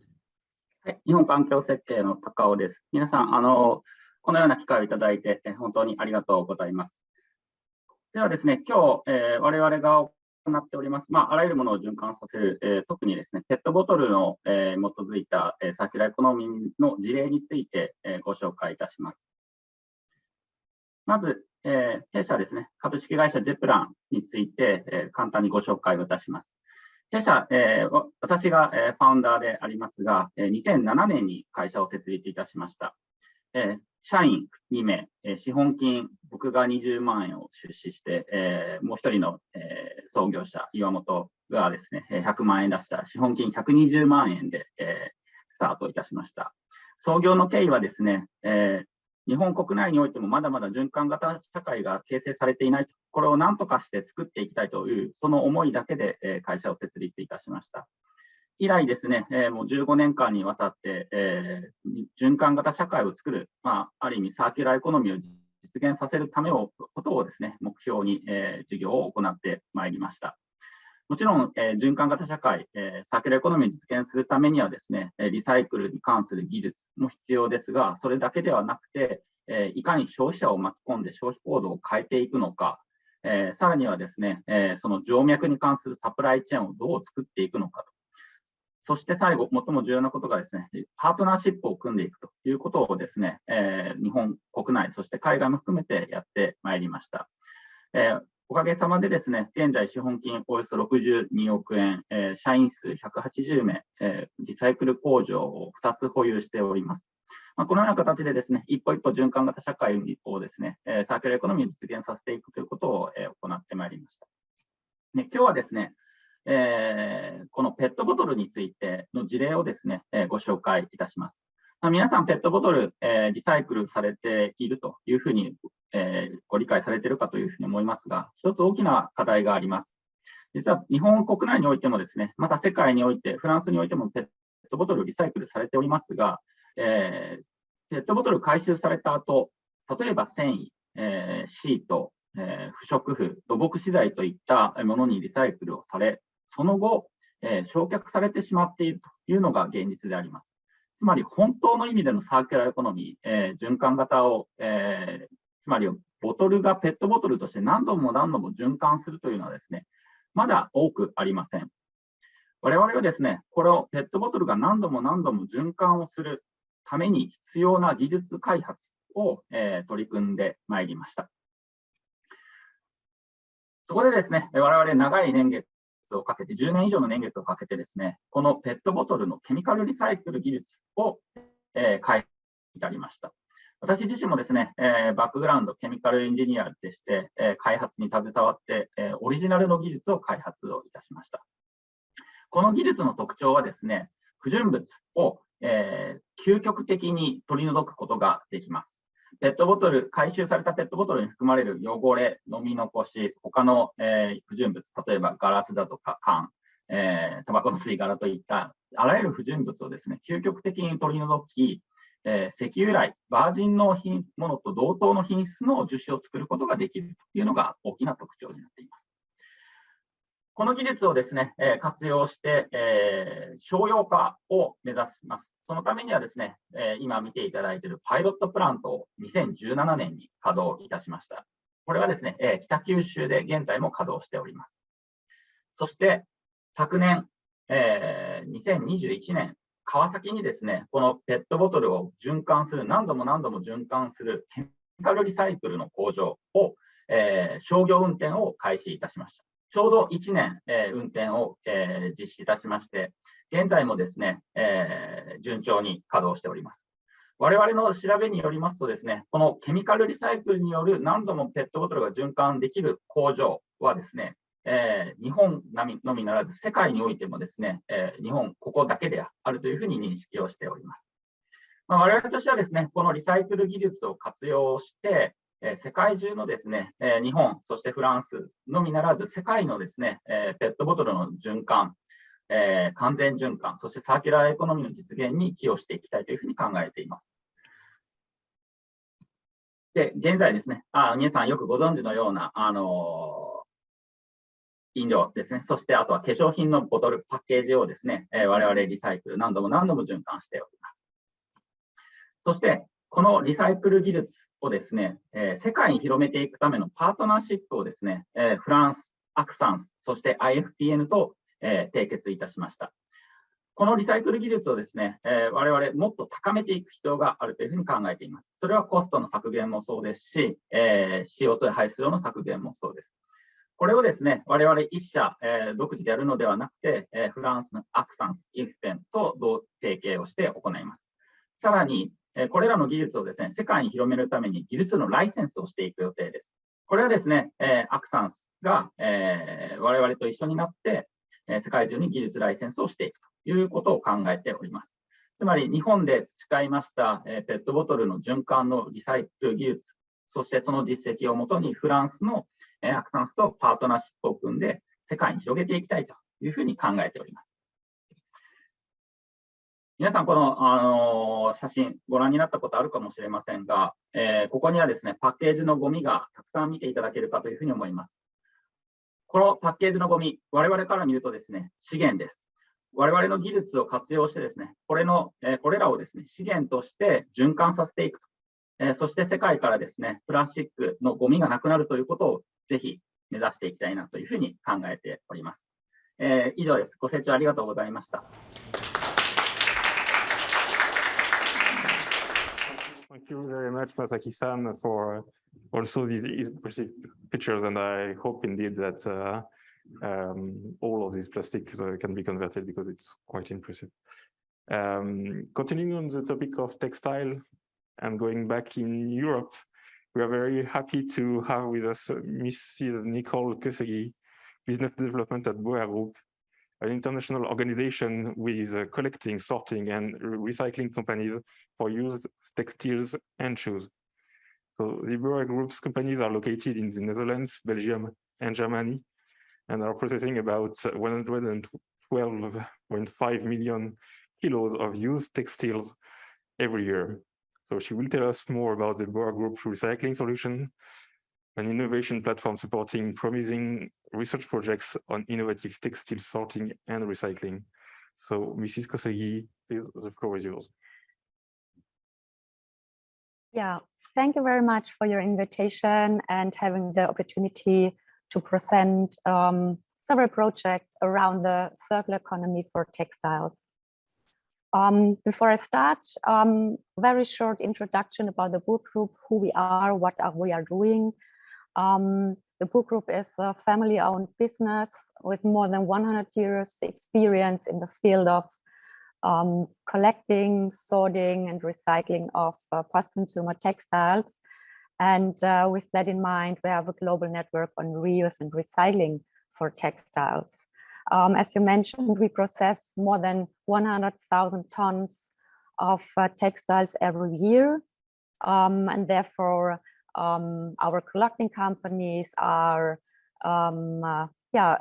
collaborating with many actors in that fields, municipalities, charities, but also retailers to collect post-consumer textiles separately and be able then to sort in our several sorting facilities in Western Europe.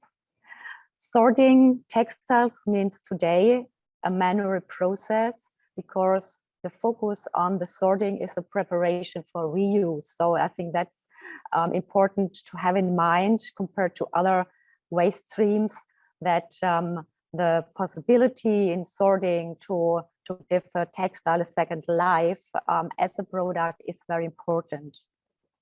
However, as at a certain moment in time, textiles becomes waste because it cannot be worn again, and so on. That's the reason why the book group has founded the innovative platform book group Recycling Solutions in 2015, because it's in our philosophy to take 100% responsibility for all kind of collected use textiles, and therefore also with the fact that so far only 1% of post-consumer textiles are included as recycled fibers in new textile products, we see that we can contribute that circular economy of textiles can be implemented in the future.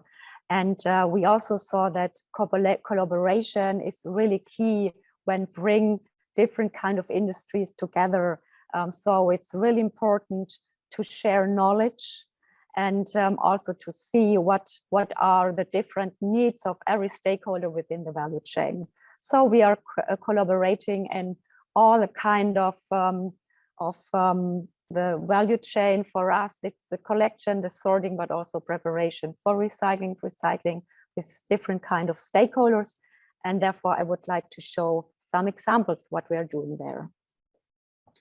For example, the first project I would like to present is so-called SIPTEX, is the establishing of a first automated sorting facility for textiles in Europe based on near-infrared technologies to identify the material type and the content of textile waste to provide feedstock for fiber-to-fiber recycling. Within that project, we are more than 20 partners really to see how to improve the business and scale it up. So inbound materials, feedstock is needed, but of course also outbound partners who can take this accurate feedstock of textile waste and process it into recycled fibers or recyclate for textile yarns. Another project, it's also dealing with the detection of materials and all other information that is needed to sort in an accurate way, is the project TexIT. TexIT is doing research on RFID technologies that enables also the handling of end of life of textiles. So far, RFID tags are sometimes used in garments, but more for the logistics or stock optimization. And the question raised up, maybe we can also take these tags to provide information for sorting. So also here with more than 15 partners, we discuss and evaluate what information is needed for the sorting, and how can it be shared, which type of systems we need also with regards to standardizations. And so we here discuss all these important things, how to integrate these digital information carriers. And I think that has also big potential when we see the eco-design directive that shall be amended in the future for Europe, that also provides the need for a digital product pass. And the third and last project I would like to present to you today is the Sorting for Circularity project. So that project has different kind of topics, but one thing I would like to present is the need of the knowledge of the feedstock for the future. So textiles are made out of many different blends and material mixes, colors, but also non-textiles part are at an apparel. So what we did is really to evaluate in 7 countries in Europe the textile waste, so textile that cannot be worn again, and to see what is the material, the color, and the disruptor that may disturb recycled process, always in the mind for fiber-to-fiber recycling. And also within that project, there is the aim to establish a digital platform really to match the needs of sorters and recyclers, and yeah, to make things happen. So thank you very much for the time, and if you have any question, don't hesitate to contact me. Thank you. Thank you. And now let's have a glimpse at a startup that makes circularity at the heart of its business model, producing sustainable materials from unused resources. So Mr. Shota Kitibake, Director of CEO of Fermentation since 2021, will introduce to us this innovation company. Mr. Kitabake, the floor is yours. こんにちは。北畠と申します。よろしくお願いします。はい。今日はこのような機会いただきましてありがとうございます。実はですね、今日は我々にとってフレンチウィークでして、今弊社の代表の酒井というのが今フランスにおります。で、先週ビバテクノロジーでジェトロ経由でですね、ブースを出展させていただいて、スタートアップとしてアワードもいただきました。今日はこのような機会をお招きいただきましてありがとうございます。はい。我々ファーメンステーションと言います。ファーメンテーションというですね、発酵の技術の会社でして、研究開発のスタートアップとしてサーキュラーエコノミーの構築に日々邁進しております。次お願いします。で、今日はですね、我々の事例をご紹介しながら何かコラボできる皆様とのお話ができればというふうに思っております。はい。いろんなインサイトがご提供できればというふうに思っております。次お願いいたします。はい、次お願いします。我々のパーパスのご紹介です。ファーメンティング・リニューアブル・ソサエティということで、まさに発酵技術を通じてリニューアブルな社会を作っていく、サーキュラーエコノミーを作っていくということをパーパスにしております。次お願いいたします。で我々のフォーカスしているイシューはですね、使われてない資源、未利用な資源を、解決していくというところになります。例えば、使われてない耕作放棄地、あとは規格外のフルーツとか食べ物ですね。あとは製造の工程、飲料とか食品の製造工程で出てくるバイプロダクト、こういったものを対象にしております。次お願いいたします。で、我々はこのフードウェイストをアップサイクルするというところを事業のフォーカスにしております。で、その時に我々がテコにしているのは、ファーメンティングテクノロジーですね。発酵技術をテコにして問題解決をしていこうとしているスタートアップになります。次お願いいたします。はい、次お願いします。で、我々の技術はハイブリッドなテクノロジーでして、一つは日本、古来からの酒にまつわるような発酵のテクノロジーですね。これにかけることの我々の、オリジナルのテクノロジーを掛け合わせることで、我々なりのオリジナルのテクノロジーを構築してきております。次お願いいたします。で、我々このテクノロジーを使いながら、こういった成果物を作っておりまして、一つはアップサイクルしたアルコール、でもう一つは発酵の原料ですね。で、これらコスメティクス、あるいはそのアロマの商品に使えるような原料となってまいります。次お願いいたします。はい、お願いいたします。で、我々、事業を行うときに、こういったそのサーキュラーエコノミーのシステムっていうのを必ず実装するようにしております。はい、次お願いいたします。で、我々、このシステムを作るときに大事にしているポイントが4つありまして、これを順にご紹介していきたいというふうに思っております。次お願いいたします。一つはゴミゼロ、ゼロウェイスト、あとはその複数の用途に使える原料を作っていくというところです。で我々は発酵の技術をベースにしておりますけれども、発酵するときに必ず副産物、バイプロダクトが出てくるんですが、これをすべて捨てない、ゴミゼロにしていくということを徹底しております。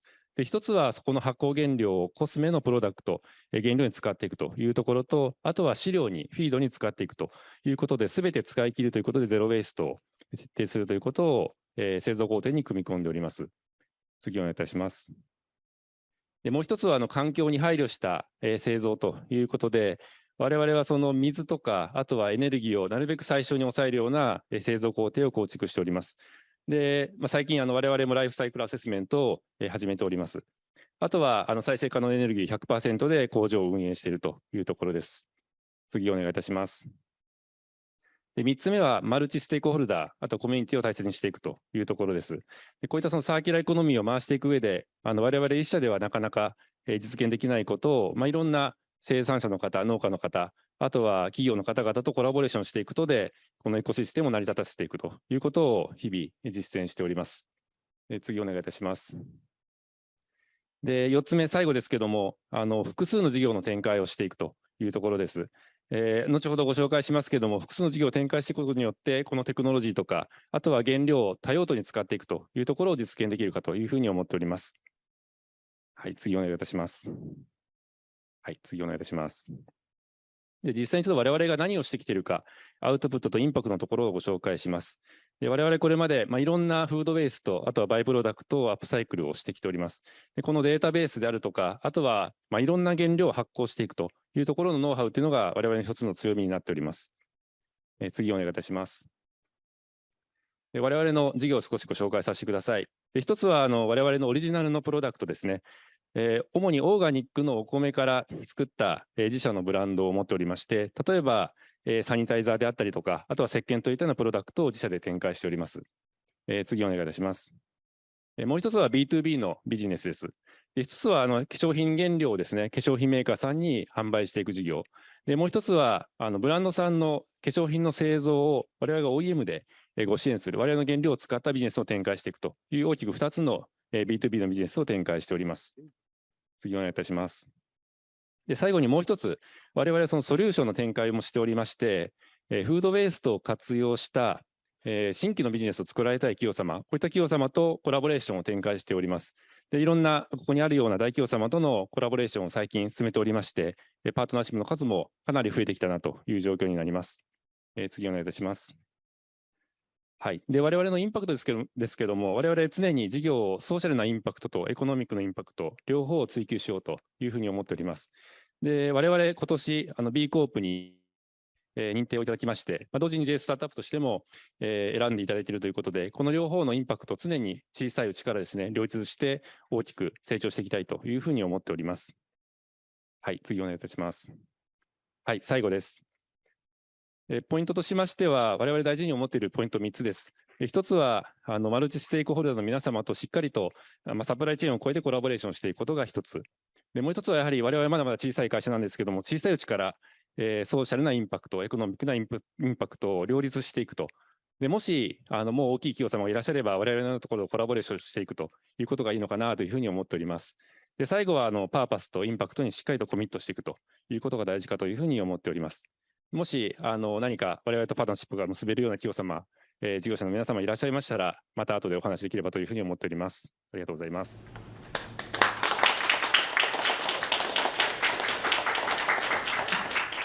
Thank you very much, Kitabake-san. This is very impressive, and Fermentation is a startup with a lot of partnership already, and very promising. So now let's move once again to another field and hear from a representative of RICO, the Japanese multinational manufacturer of office printing equipment and electronic products, among others. So we are very happy to have with us today Mrs. Takako Sato, circular economy expert in the ESG strategy division, in charge of planning of company strategies and measures concerning the circular economy in RICO. Thank you for representing RICO today and presenting us the company's approach to circular economy. 皆様、こんにちは。株式会社リコ ESG 戦略部の佐藤と申します。本日はこのような機会をいただきまして誠にありがとうございます。本日、リコグループの循環型社会の実現に向けた取り組みについてご紹介していきます。次お願いいたします。こちらが本日のアジェンダです。本日紹介する内容はこちらに示しております、サーキュラーエコノミーレポートに詳しく記載されておりますので、後ほどご覧いただけましたら幸いです。このレポート、まさに先ほど経済産業省の秦様がご紹介いただきました、サーキュラーエコノミーを加速するための開示、対話のガイダンスに沿って作成したもので、まさにその1年前にですね、そのガイダンスがあったことで、このようなレポートにまとめることができまして、我々も課題を整理することで、サーキュラーエコノミーへの加速が進んでいる状況でございます。最初にマテリアリティについてご紹介いたします。経営理念、中期経営計画、ステークホルダーからの期待を反映して、マテリアリティを特定し、事業活動を通じて、これらの重要社会課題の解決に取り組んでいます。事業を通じた社会課題解決と、それを支える経営基盤の強化の2つの領域で、戻っていただいてすみません。してしまいました。7つのですね、このマテリアリティを特定してサステナビリティ活動を展開しております。で、この一つにサーキュラーエコノミーを設定しております。次お願いいたします。次に ESG 目標についてご紹介いたします。先ほど紹介しました7つのマテリアリティに紐づく17の ESG 目標を設定しております。2022年、2025年の目標に対して、おおむね順調に進んでおります。開示している、公開している ESG 目標は17なんですけれども、この17の目標を、さらに各ビジネスユニットにブレイクダウンしております。それぞれの事業の内容に密着したものになっておりまして、例えば、特に CO2 の排出が多いビジネスユニットにおいては、何万トン、何十万トン削減する。オフィスプリンティングのビジネスユニットにおいては、リユース量、マテリアリサイクルをいつまでに何トン実施するといった具体的な数値を設定するなど、将来につながる目標値をビジネスユニットごとに設定していることに特徴がございます。次お願いいたします。ここからサーキュラーエコノミーに向けた取り組みについて紹介していきます。まず、1994年に提唱しました、循環型社会の実現のためのコンセプト、コメットサークルについて紹介します。図のそれぞれの球体はですね、パートナーを示しております。右上の原材料供給者によって自然環境から取り出された、新規資源が一番上のルートを通って、製品になってお客様のところに、運ばれます。そして、お客様のところで使い終わった、使用済みとなった製品は、今までの大量生産、大量消費の世界では、リニアエコノミーということで、このような下のルートを通って埋め立てに持っていきます。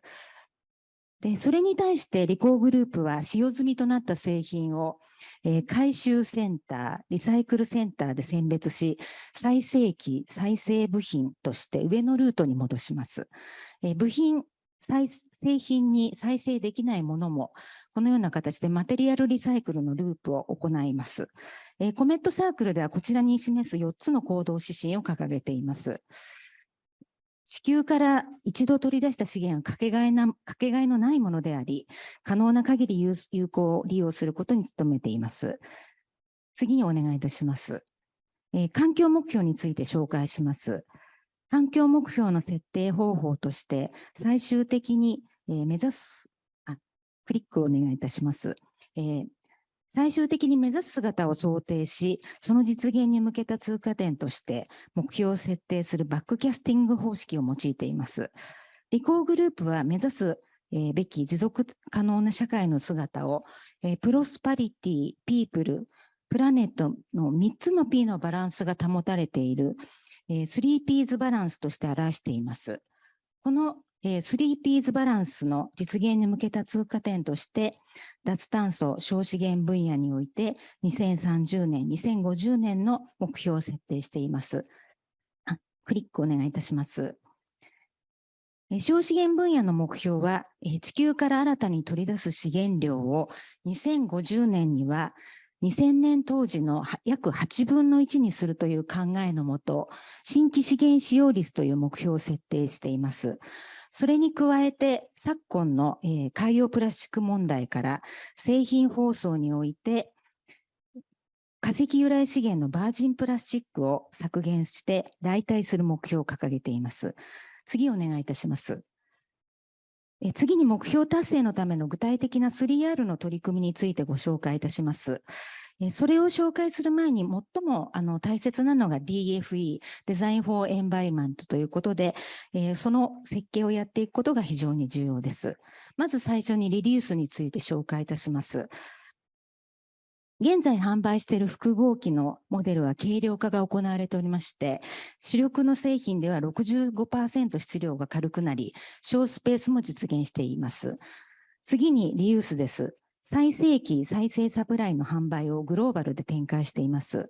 93年より再生事業にチャレンジし、長年継続してきた結果、再生事業の QCD 最適化のためのリユース・リサイクル技術が確立され、現在年間約300億円の売上規模になっております。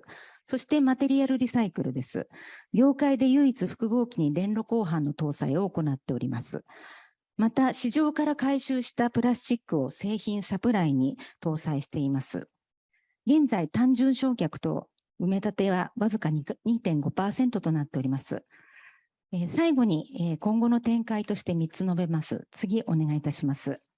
1つ目、既存のビジネス領域、オフィスプリンティングにおいて再生事業をさらに拡大していきます。2つ目、既存事業はもとよりお客様のサーキュラーエコノミーをサポートする新規事業の創出を行っていきます。クリックお願いいたします。3つ目、これは皆様も先ほどから申しておりますように、この分野は一社で行うことには非常に限界があります。他の企業、団体とコラボレーションを進めていきます。本日詳細ご説明できませんが、サーキュラーエコノミーをサポートする新規事業、主力事業以外にこちらのものも紹介させていただきました。ご清聴ありがとうございました。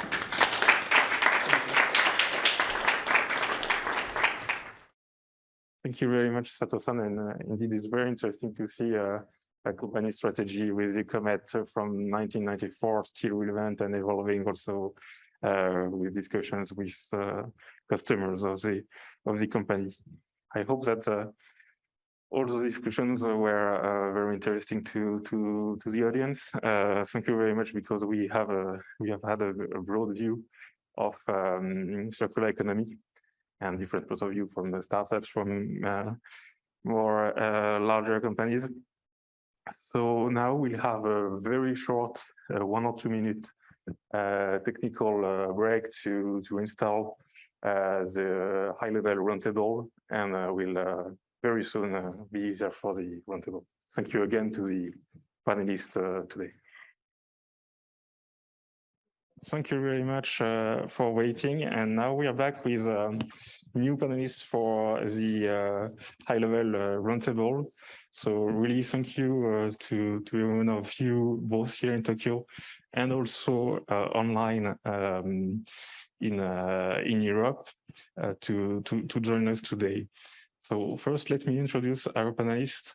So Mrs. Chika Aoki-Suzuki is a senior researcher of sustainable consumption and production area at IGES. Is it fine for the at IGES Institute for Global Environment Strategy, a policy research institute on global environmental agenda She has been a member of several committees relevant to circular economy and resource efficiency, including the Central Environmental Council of the Ministry of Environment since 2021.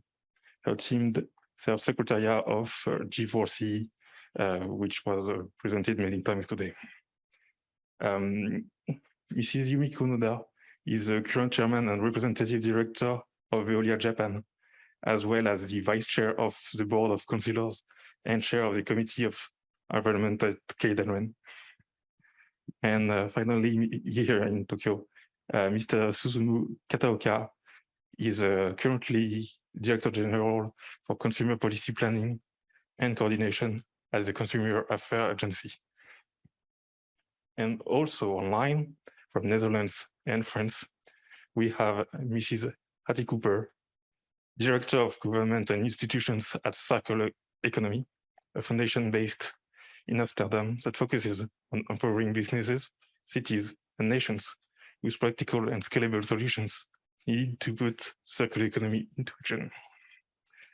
And finally, from France, Mr. Roland Marion, with a long-standing experience in circular economy areas, who is in charge since 2021 of the Circular Economy Department at ADEME, the French Agency for Ecological Transition, organized in 4 offices with about 60 people to cover all the different dimensions of circular economy.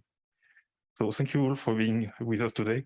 And also during the roundtable, my colleague Sarah Mellier will do some consecutive interpretation with Mr. Roland Marion, who will speak in French. So without further ado, let's have a discussion following all this seminar. And I propose that we follow, in fact, what we've discussed today. So first to discuss about the need for action, also to discuss about stakeholders and enterprise point of view, and also, but not least, seeing the consumer point of view within this. And if time allows, we may have time to have a short additional questions from the audience. So perhaps to introduce the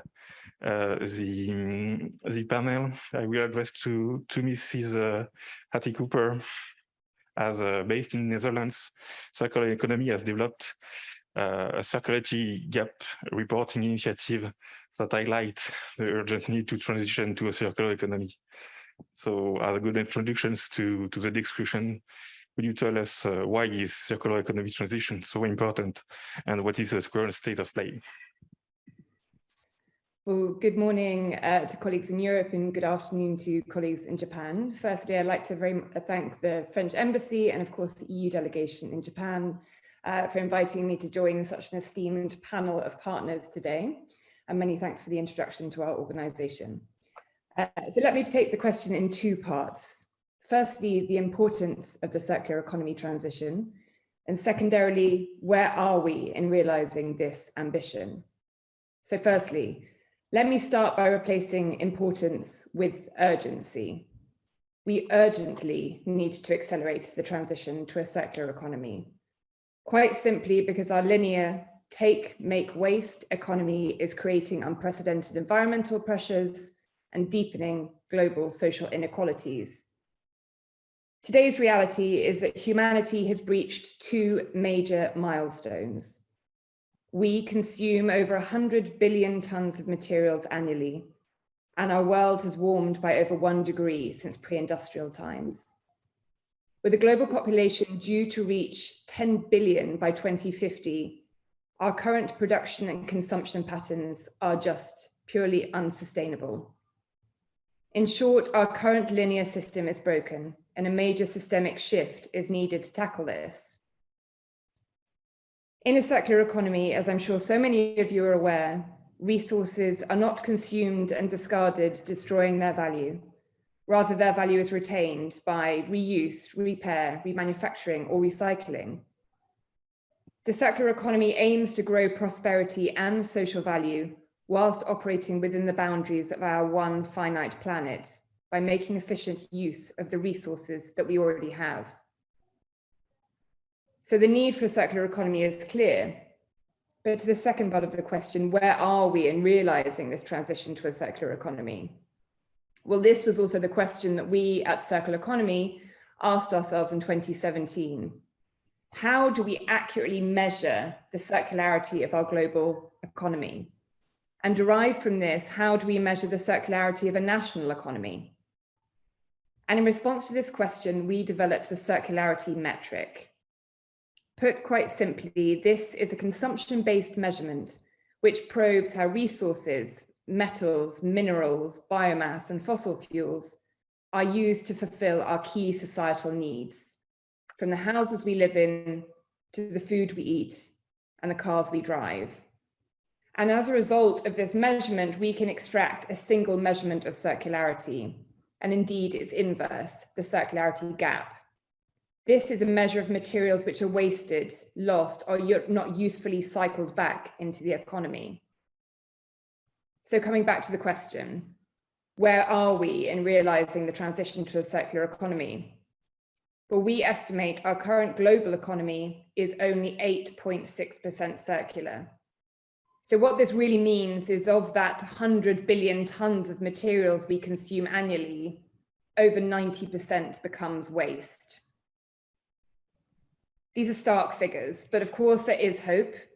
The circular economy has already cemented its position in global sustainability dialogues, and a growing number of national governments, from Finland to Chile, have adopted circularity roadmaps to tackle their own environmental pressures and enhance economic resilience and address deepening social inequalities. At the European level, the Circular Economy Action Plan, which focuses action on resource-intensive sectors, such as textiles and electronics, is a key building block of the European Green Deal and the transition for Europe towards climate neutrality. This action-oriented approach by policymakers is already matched by industry-level momentum, as I understand you're hearing today. Multinationals such as Philips are setting ambitious targets to generate a quarter of their revenue from circular products by 2025. So let me conclude. We know there is a long way to go, but with widespread commitment and collaboration, we have the means to harness the transformative power of the circular economy and pave the way for the systemic transformation needed to course correct our global economy. Many thanks. Thank you very much, Mrs. Cooper. Indeed, the stakes are high, and the need for instruments and for finding and keeping and fostering the momentum is very important. So to continue on the how I will ask to Mr. Marion for the latest French regulations regular circular economy, so the 2020 anti-waste law, 2021 climate and resilience law, have introduced ambitious measures as presented earlier by the French Ministry for the Ecological Transition. How have these measures been received and implemented so far by stakeholders in France? Konnichiwa. Good morning, everybody. La première réglementation qui introduit en droit français la notion d'économie circulaire date de 2015 avec un objectif qui guide encore nos politiques publiques, qui est la diminution par 2 de l'enfouissement à l'horizon 2025. So the first French regulation on circular economy in France, so that date back to 2015, with a law called the Energy Transition for Green Growth Act. It sets various objectives, including one that remains structuring today, dividing by 2 the landfill of waste by 2025. Ça représente à peu près 10 millions de tonnes de déchets qui vont devoir être détournés de l'enfouissement vers des filières de valorisation. Et les lois que vous avez citées, la loi anti-gaspillage de 2020 et la loi climat et résilience de 2021, vient détailler quelques mesures qui permettent d'atteindre cet objectif. Et je vais en dire 2 mots si vous voulez. So in numbers, it represents 10 million tons of waste that will be revalorized in particular ways Indeed, in the Anti-Waste Law of 2020 and the Climate and Resilience Law of 2021, both those laws have specified a number of measures that will enable us to achieve this objective, and I will cite a few of them. Par exemple, nous voulons sortir du monde du plastique à usage unique et nous avons décidé dans ces lois de mettre fin aux emballages plastiques à usage unique en 2040. On a dès 2022 l'interdiction des emballages plastiques pour les fruits et légumes. Et puis, on a déployé un certain nombre de nouvelles filières à responsabilité élargie du producteur au titre du principe pollueur-payeur. Et on a un programme, des grands programmes de substitution du plastique, soit par du plastique biosourcé, soit par d'autres matières qu'on saurait mieux recycler ou mieux valoriser. So plastic is one priority, especially put an end to single-use plastic packaging with an overall objective to an end by 2040 and to start in 2022 with end of fruit and vegetable packaging. Other measures are also the deployment of new extended producer responsibility chains following the principle of polluter pays principle. We also have implementation of substitution programs that will aim to replace single-use plastic with bioplastic and other forms of more sustainable plastics. Et nous accompagnons ces mutations par le déploiement de fonds relativement importants, puisqu'on a 165 millions d'euros par an sur le fonds économie circulaire pour accompagner toutes ces mutations, 500 millions d'euros dans le cadre du plan de relance sur le sujet de l'économie circulaire et de ce sujet de substitution et de remplacement des matières. Et puis, un sujet nouveau, 300 millions d'euros jusqu'à 2026 pour le déploiement du recyclage chimique et 200 millions d'euros jusqu'à 2026 pour le déploiement de substitution en plastique biosourcé. So this regulation, in order to support these changes, we have financial means put in place, such as the Circular Economy Fund with an annual budget of 165 million euro, as well as dedicated budget of 500 million euros dedicated to circular economy in the 2021 and 2022 recovery plan, as well as more dedicated more particularly to chemical and mechanical recycling in the French 2030 plan, with in particular 200 million euros dedicated by 2026 to new form of mechanical recycling. Et c'est effectivement un sujet sur lequel on sent les entreprises s'emparer très massivement de ces sujets-là, non seulement parce que la réglementation leur impose, mais aussi parce que les consommateurs, qu'ils soient des consommateurs ménagers ou des consommateurs acteurs économiques, demandent de plus en plus d'entrer très puissamment dans cette économie circulaire. Merci, c'était mon introduction. So these changes are also brought about by economic actors. It is indeed there is a very proactive movement from companies that voluntarily commit to achieve these objectives. First, because of the regulatory evolutions, but not only, also because consumers who are economic actors also push increasingly companies to act. That's the end for the introductory part.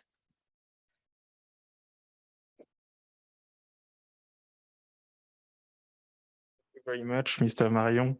And indeed, when we'll discuss with the company point of view, we'll also discuss with the consumer role and influence. It is very important. So I will now address to Japanese persons here with us today, and to Mrs. Aoki Suzuki-san and Donda-san. So Japan's approach to circular economy has traditionally had a focus on waste management through the idea of sound materials cycle society, and the 3R approach with an emphasis on recycling, and is more and more broadening today, as suggested by the METI 2020 circular economy vision, inviting now companies to see circular economy also as a business opportunity. So do you see evolutions in the way Japanese corporations integrate circularity in their business models? And maybe which sectors are leading the way? Okay. はい、ありがとうございます。Can you hear me? Yes. Yes, thank you very much. Thank you very much for having me here in great event. So I myself doing the policy studies on the circular economy resource efficiency policies, and then based on this experience, I had a lot of communication with Japanese stakeholders how we can promote the circular economy transitions.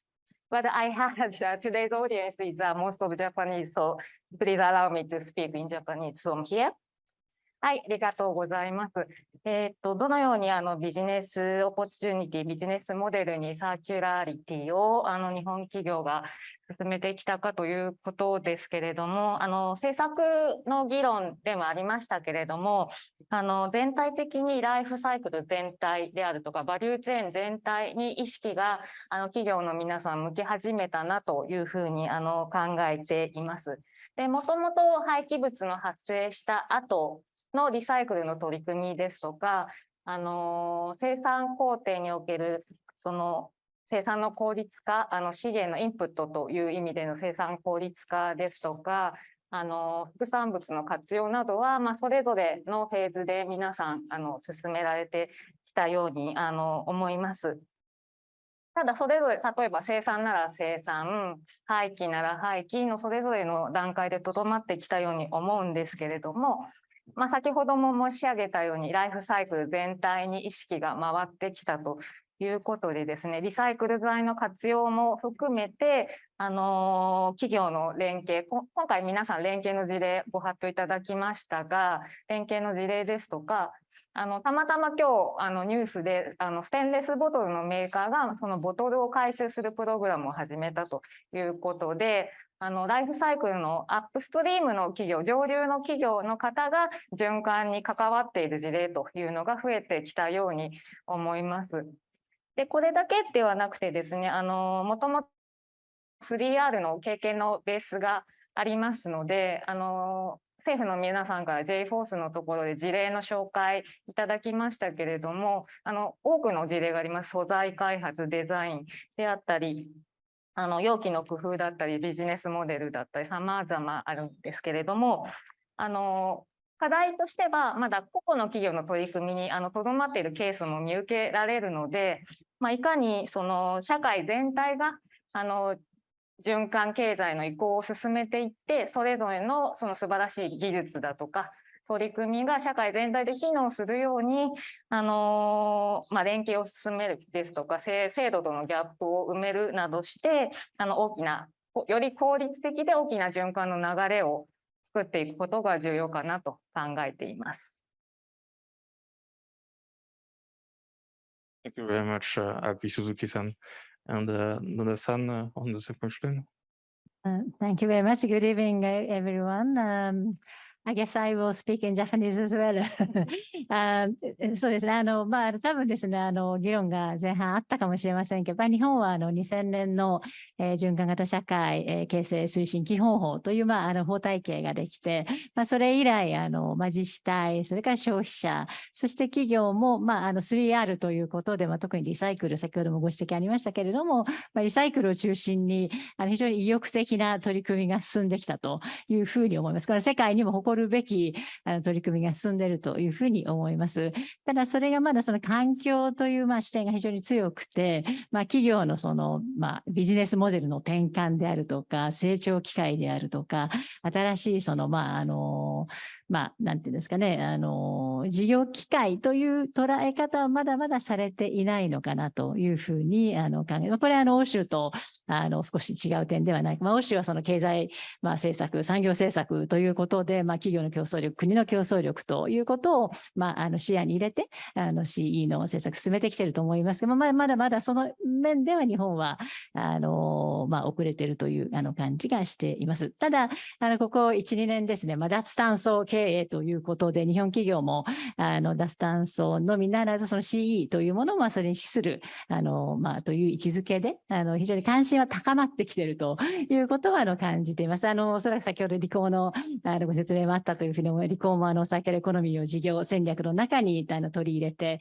進めているという非常にベストプラクティスだというふうに思いますし、例えば住友林業さんのように木をサーキュラーでですね使い尽くすというような取り組みをしているところも出てきているという意味では少しずつ進んできているんではないかなというふうに思いますし、業界ということでいうとやはりその B2C 業界、飲料業界とか日用品業界というところで、ここは同じ業界の中のコンペティター同士がですね手を取り合って仕組みを作って、しかもその自治体を巻き込んで消費者を巻き込んで、で官民連携でこのサーキュラーな仕組みを作っていこうという取り組みがだいぶ出てきているというふうに思いますので、著についたばかりではありますけれども3R の実績蓄積ありますので、これをベースにしてですねこれから進んでいくことを期待をしています。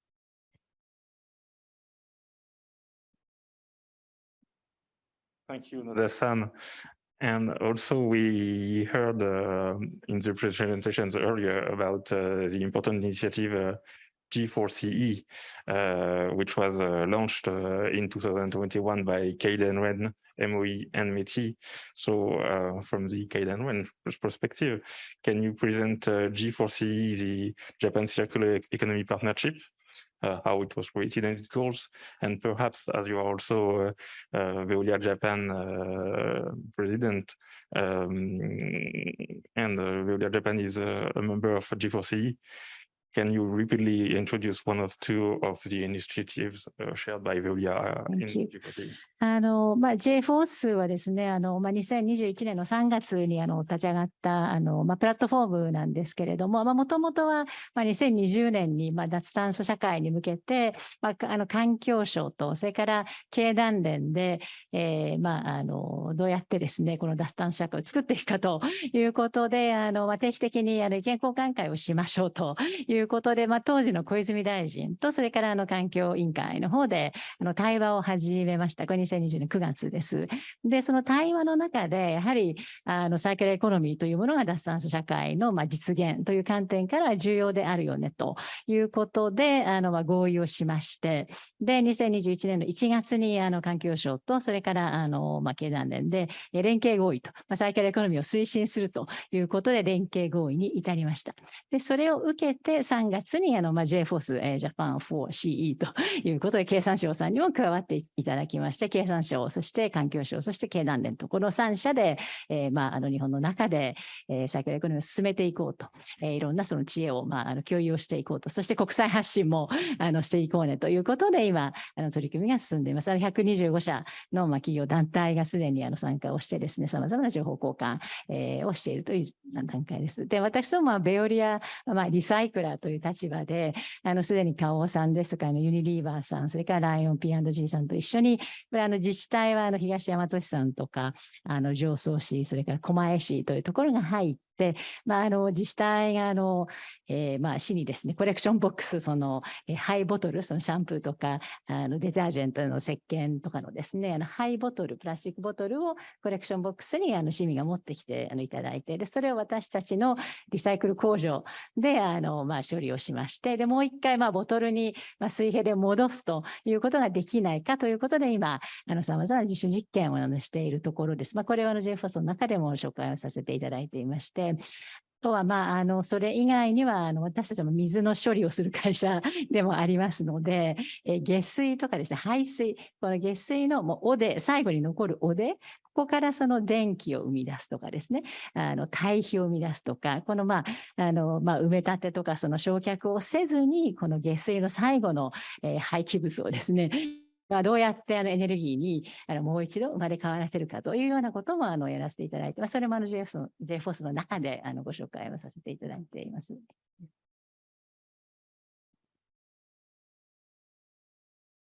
Thank you very much again, Nanda-san.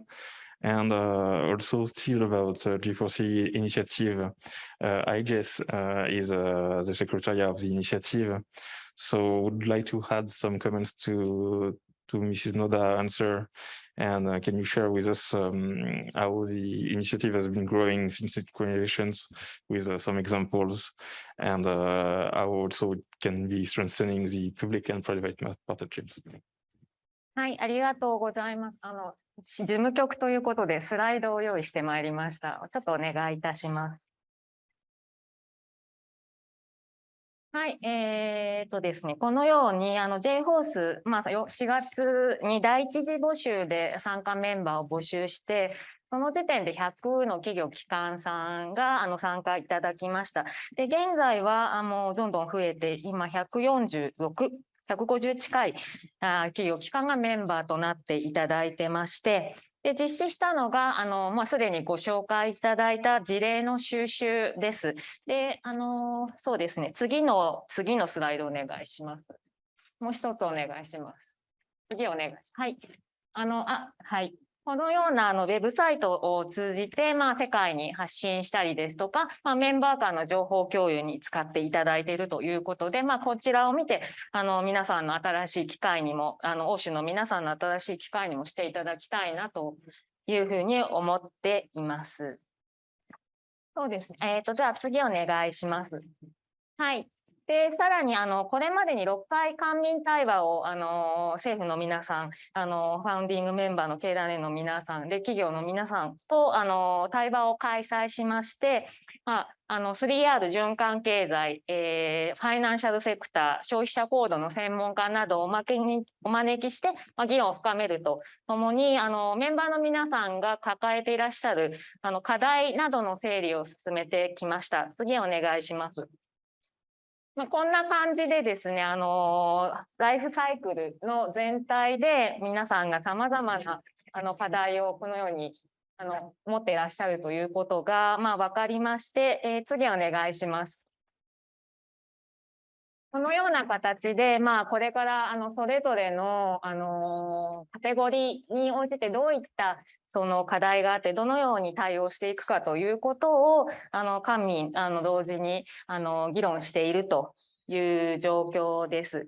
でメンバーも業種さまざまな業種いらっしゃって、業種横断的に官民でこのような課題の整理を行って認識を共有すると、そして今後の方向性を議論するということによってメンバーの皆さんの今後の循環経済の具体的な取り組みの方向性ですとか、官民双方の皆さんのモチベーションの高まりにもつながっているというふうに感じています。でこれに加えて我々マッチング会合と言っていますけども、個々の企業の皆さんの取り組みをプレゼンしていただいてビジネス機会につなげるといったこともして、これも今後継続していきたいというふうに思います。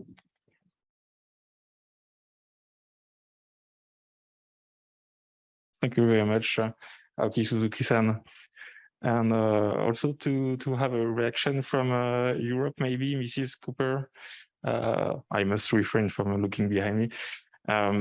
Would you like to comment about the role of multi-partner, multi-stakeholders and private public initiatives to accelerate the circular economy transition, such as the European Circular Economy Stakeholder Platform? Yes, absolutely. I think what we're hearing today from all of the panelists, and I'm sure the conversations you had before this session, the circular economy requires unprecedented levels of cooperation and collaboration, not only along value chains, but also across government and crucially across borders. And we feel at Circular Economy that both public-private partnerships and multi-stakeholder initiatives are at the core of achieving this. What we also see is that while the why of the circular economy is widely understood, the how really remains the barrier, illustrated by the panelists before this question. And if I could give you a little bit of an example of what we're doing as an organization to encourage these kind of pre-competitive environments, we have set up an initiative called the Capital Equipment Coalition. This coalition brings together forward-thinking multinationals, including Dell, Cisco, FedEx, and Philips, to collectively, in a pre-competitive space, develop an understanding of the most critical challenges they face in implementing circularity within their supply chains. And in doing so, really share those solutions and best practices to overcome these challenges. Concurrently, the circular economy, well, the European Circular Economy Stakeholder Platform has a much broader remit. It classifies itself as a network of network that goes beyond specific sectoral activities and really focuses on highlighting the cross-sectoral opportunities, providing a meeting place for stakeholders to share and scale up effective solutions and address specific challenges. But if I may come back to my own organization, what we also focus on is creating the digital solutions that enable us to share those learnings, share those best practices, and create a community of engaged stakeholders who really want to counter that fragmentation in the transition towards a circular economy and share effective solutions and knowledge to foster the much needed collaboration between the public and private sectors and between all stakeholders pushing for the circular economy transition. Thank you very much, Mrs. Cooper. There is indeed a strong need to share experience and practices amongst companies, and I hope also across the globe. I would like also that we be able to discuss on the consumer side, as we have the chance of having Katao Kassan from the Consumers Affairs Agency, and to look at the consumer side. We see globally rising aspiration for more sustainable products and practicable change that may be limited because of rooted consumers of it. And for instance, it is often said that Japanese consumers are very exigent, but prefer practicality and comfort to more purely environmental arguments, and which may slow down incentives for the private sector and public authorities to push for new measures. So how to overcome this issue, and what role can we expect the Japanese consumers to play in the circular economy for the future? ありがとうございます。まずは消費者サイドにも光を当てていただいたことに感謝を申し上げたいと思います。私、現在、消費者庁におりますけれども、実はもともと経済産業省出身でございまして、事業者サイドからものを見ることに、非常に慣れてたというか、そういう癖があって、で、2年前にこの消費者庁に来て、ものを180度真逆から見ることを訓練っていうか強いられていてですね、非常に新鮮だなというふうに思っているということが一つと、あと、先ほどの前半の議論をお聞きしてても面白いなと思ったのはですね、ヨーロッパのサイドの方々は消費者を主語にして語ることが結構多いなと。先ほどの指令案見てもですね、Empowering the Consumer for the Green Transition みたいな話とかですね、指令の中にコンシューマーって言葉が入ってくるということで、他方で日本のサイド、もちろん意識はされていると思いますけれども、消費者を主語として語ることがもしかしたら少ないのかなというふうにちょっと感じましたということで、ちょっと本題に入りますけれども、去年の11月に消費者庁で行った調査で、商品やサービスの購入時に重視する項目について消費者に聞いてます。で、先ほどご紹介いただいたように、重視している項目として、価格が85%、品質性能 95%、デザイン 73%、対して環境社会問題の配慮と答えた人は33% であったということでした。で、この結果は果たして日本に特有なのかなということと、ヨーロッパではもしかしたらもう少し環境への配慮が高い位置に来るのかなというふうには思っておりますけれども、いずれにしても価格が重視されるということに対しては、個人的に違和感はないなというふうに思っておりまして、特に日本では長らくデフレで賃金も上がらないという状況が続いてきましたので、コスト意識は非常に強いということで、特に最近の若者の行動を見ていて、ちょっとびっくりしたのは、テレビも買わない、洗濯機も買わない街におしゃれなコインランドリーがいっぱい増えているので、洗濯機いらないと。それから洋服もですね、サブスクリプションで買わない、持たないと。自動車もカーシェアリングが増えているということで、物を買わない人が増えていたりとか、あるいは、これも若い人特有なのかもしれませんが、洋服なんか安いものを買ってですね、写真撮ってインスタグラムに載せたらすぐ売っちゃうということで、中古の衣類の市場なんかが、そのフリーマーケットのアプリケーションなんかはそうなんですが、増えているということで、日本は、特に若者を中心にそういう消費行動が目立ってきているなというふうに感じています。で、これは環境への配慮ということよりは、どちらかというと、経済合理性に基づく行動だろうというふうに思うんですけれども、ただ逆に言えば、これは循環経済の実現を目指す上では非常にチャンスだなと思っていて、そういうところに消費者のニーズがあるのであれば、そういうマーケット、市場を作っていくということで、循環経済、社会の実現を促していけるという面があるのかなということと、それが、循環経済にも貢献するということをもっと消費者に啓発していくと、取り組みも広がっていくのかなというふうに感じています。それから、ただ誤解のないように申し上げると、日本の若者も決して環境意識が低いということではなくて、非常に高い意識を持っている人たちはいるということと、特にそういう人たちは、ボランティア活動だったり、あるいは海外への留学の経験だったり、環境問題を身近に触れる機会があると、環境問題関連の企業なんかも積極的に行っているということで、これは非常に明るい要素だなと思っています。で、ちょっと話は脱線しますけれども、私個人的にはヨーロッパと日本の若者がもっと交流をして、でそういう気づきを与えるような機会が増えていくと、よりそういう行動を起こしていく人たちも増えていくのかなというふうにちょっと感じているということでございます。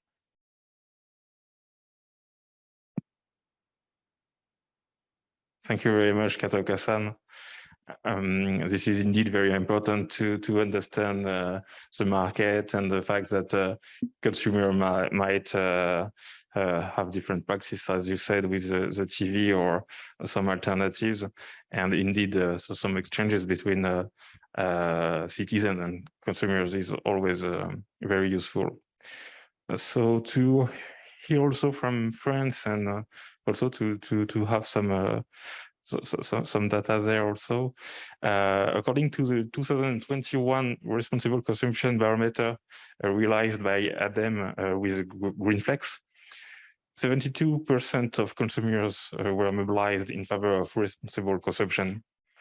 And above the item consuming better, French consumers are looking to consume less in this survey, with 61% considering responsible consumption is first of all eliminating superfluous items or reducing consumption in general.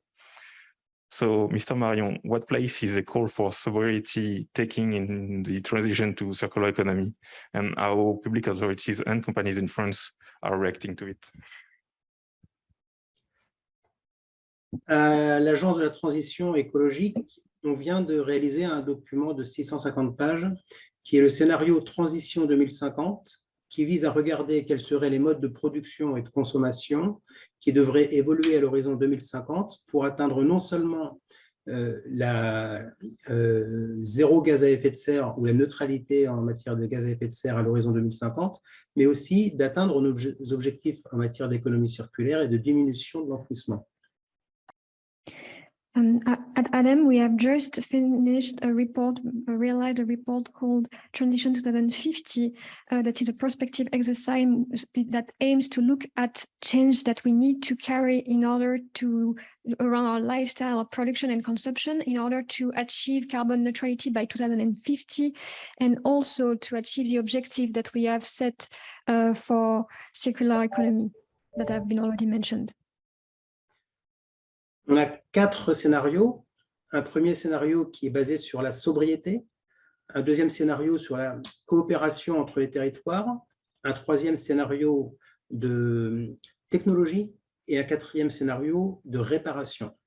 Évidemment, la voie qu'on va emprunter entre maintenant et 2050 sera sans doute un mixte entre chacun de ces scénarios, mais ce qu'on peut déjà dire, c'est que les inflexions à opérer dès maintenant, que ce soit en termes de sobriété, que ce soit en termes de technologie, vont être importants parce qu'on n'a pas la capacité aujourd'hui de développer les technologies nécessaires pour 2050.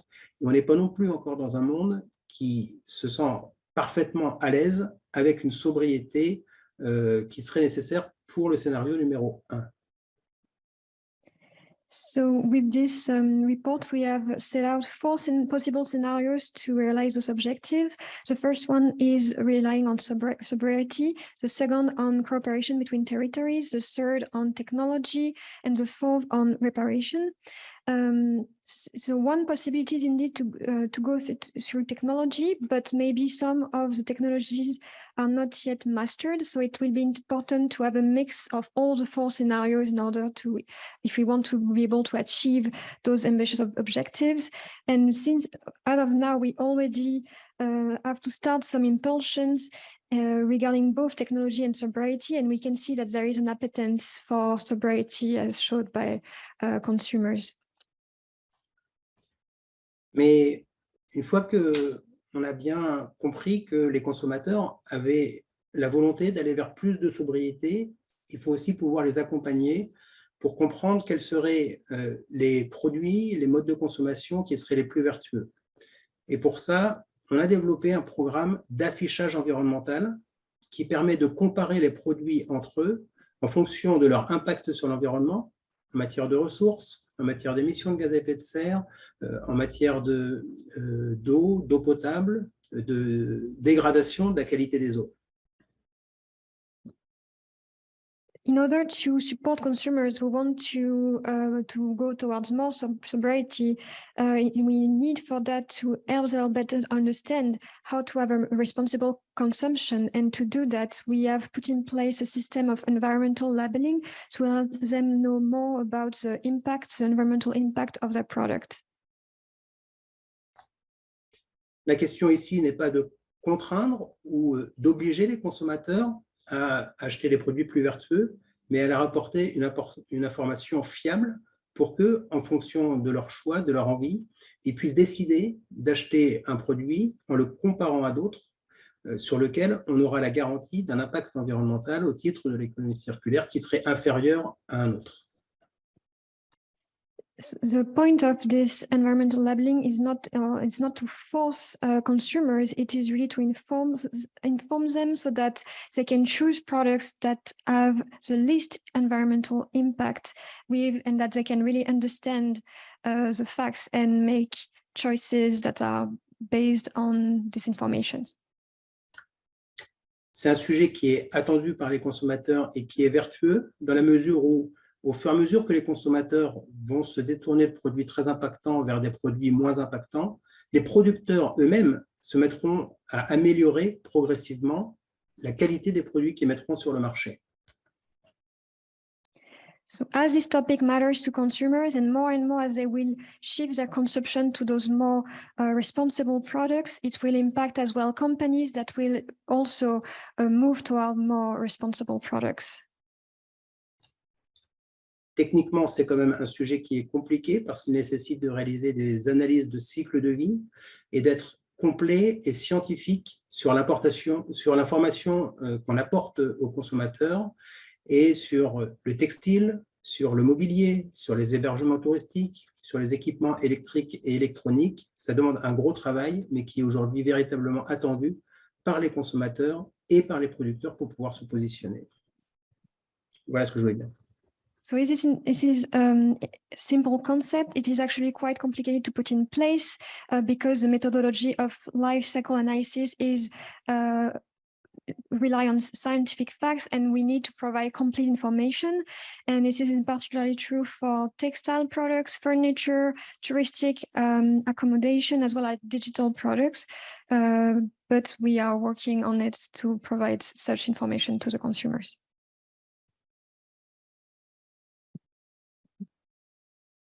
Thank you very much, Mr. Marion. We were indeed talking about awareness and information is key on this issue, and it is not easy either because it needs, as you say, scientific approach and really good information about everything for the consumer. Perhaps quickly, Kataoka-san, if you wish to react on the Japan's approach on this and. まず、今、先ほどご紹介いただいたようなヨーロッパ、あるいはフランスの、法律の規制に基づく消費者の情報提供、表示制度というのは、非常に先進的なもので、日本でも参考にできる部分が多いのかなというふうに感じております。他方で、これ、ちょっとまた事業者サイドの見方になってしまうのかもしれませんけれど、日本の場合はやっぱり規制的な手法でいきなり義務付けをするということよりは、事業者さんの自主的な取り組み、自主的な情報開示を奨励していくということが、日本人の、なんていうんですかね、風土に合うというか、そういう文化があるのかなというふうに感じていて、そもそもまだ情報開示の量は足りないということももしかしたらあるのかもしれませんけれども、まずは、自主的に情報開示をしてくださいということを、促していくということが先なのかなというふうに思っています。グリーンウォッシュの話もあるんですけれども、それを気にするよりは、むしろ日本の企業さんの場合は、情報開示に対して、会社の中で多分非常に慎重に検討されるので、なかなか取り組みが進んでいないと、非常によく解釈をすればですね、そういうことも見られるのかなというふうに思いますので、まずは、自主的な取り組みを促していくということが必要かなと思ってます。で、ちょっとあえて少しプロボカティブなことを申し上げるとですね、私、15年ぐらいフランスに住んでいたんですけれど、当時2000年頃ですね、フランスで使ってた家電製品はすぐ壊れるなという印象を実は持っていてですね、日本の家電製品は多分そんなに壊れないのに、どうしてこんな3年ぐらいですぐ壊れちゃうんだろうって思っておりました。そういう意味では長く使えるとかですね、そういうことは多分日本人が知らず知らずのうちに性能として追求してきている部分でもあるのかなというふうに思っているので、規制がないから取り組みが進んでないということではなくて、おそらく企業の自律的な行動の中でかなりのいいところまで実は来ているのかなというふうにはちょっと感じておりました。ちょっと最近の状況はまた変わってきているのかもしれませんが、そういうふうに感じていたことがあります。Very much, Kataoka-san, and yes, indeed, I hope that we'll can have also better product usage and in Europe also, and we all have to progress in the same way. So unfortunately, the time is running a bit late. But I would like to ask you two remaining questions.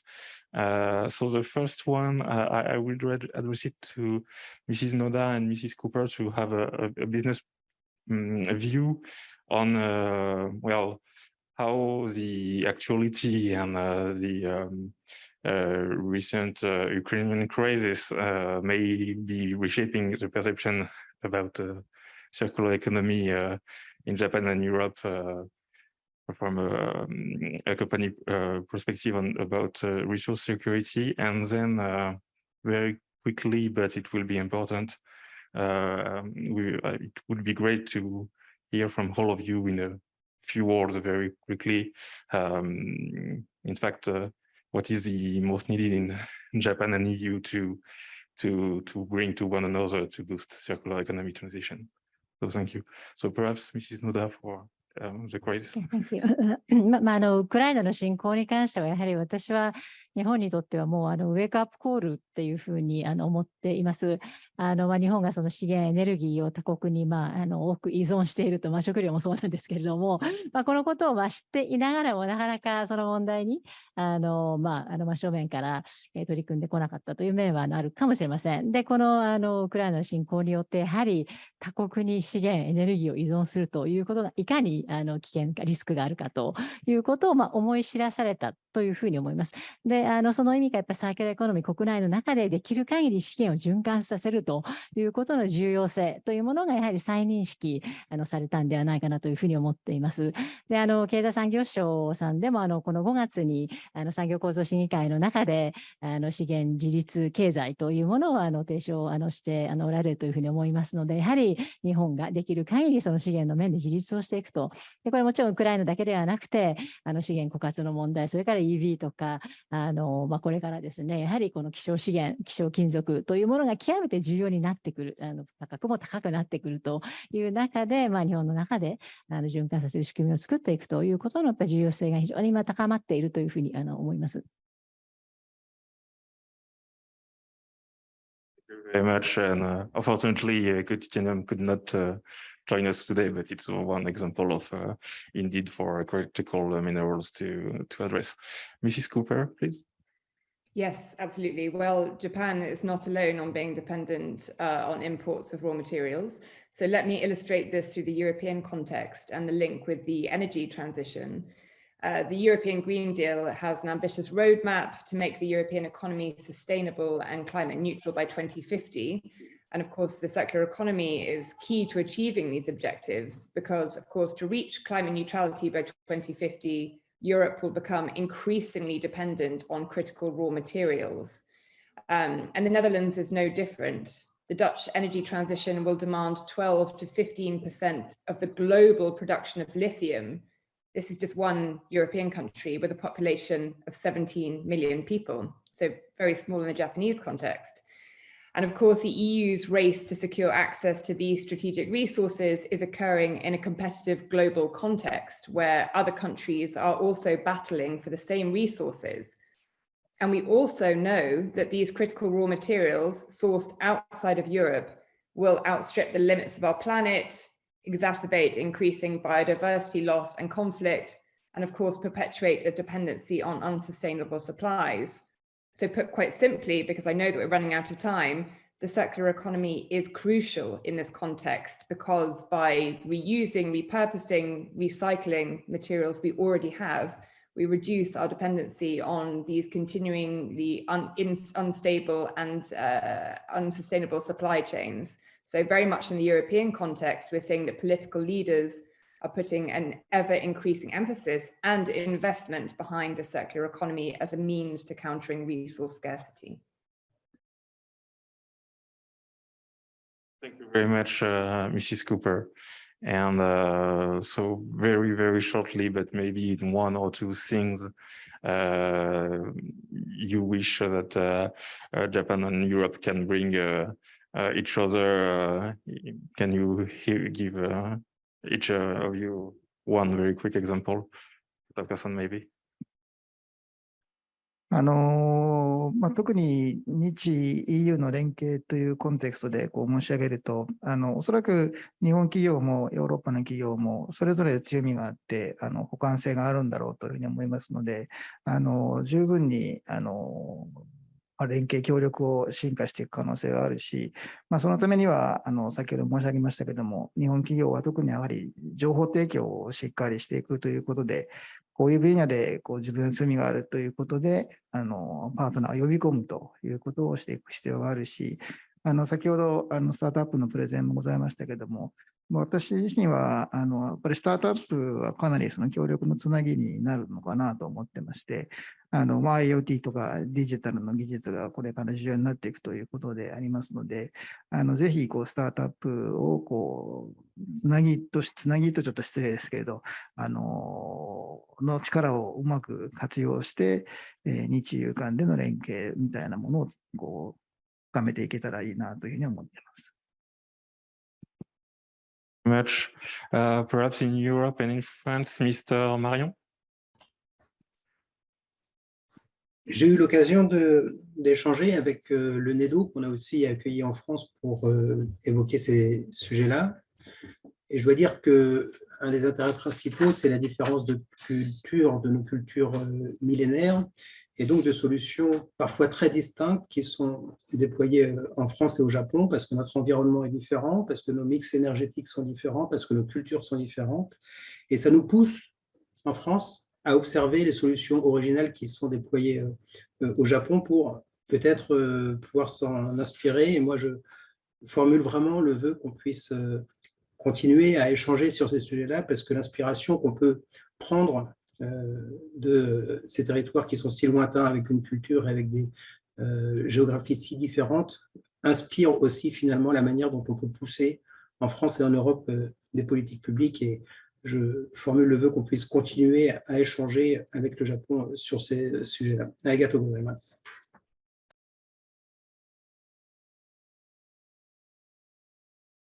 I have had the opportunity to discuss this issue with NEDO at several occasions in France and in Japan because of such different cultures, different environment, different energy mix. It is we can see that we deploy solutions that are sometimes very different.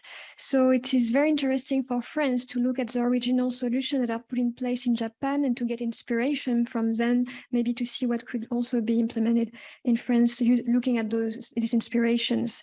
So it is very important to keep discussing and to learn more from territories that are so far away. And I wish that our partnership will continue, extend, and strengthen because we have different and complementary viewpoints of the same problem.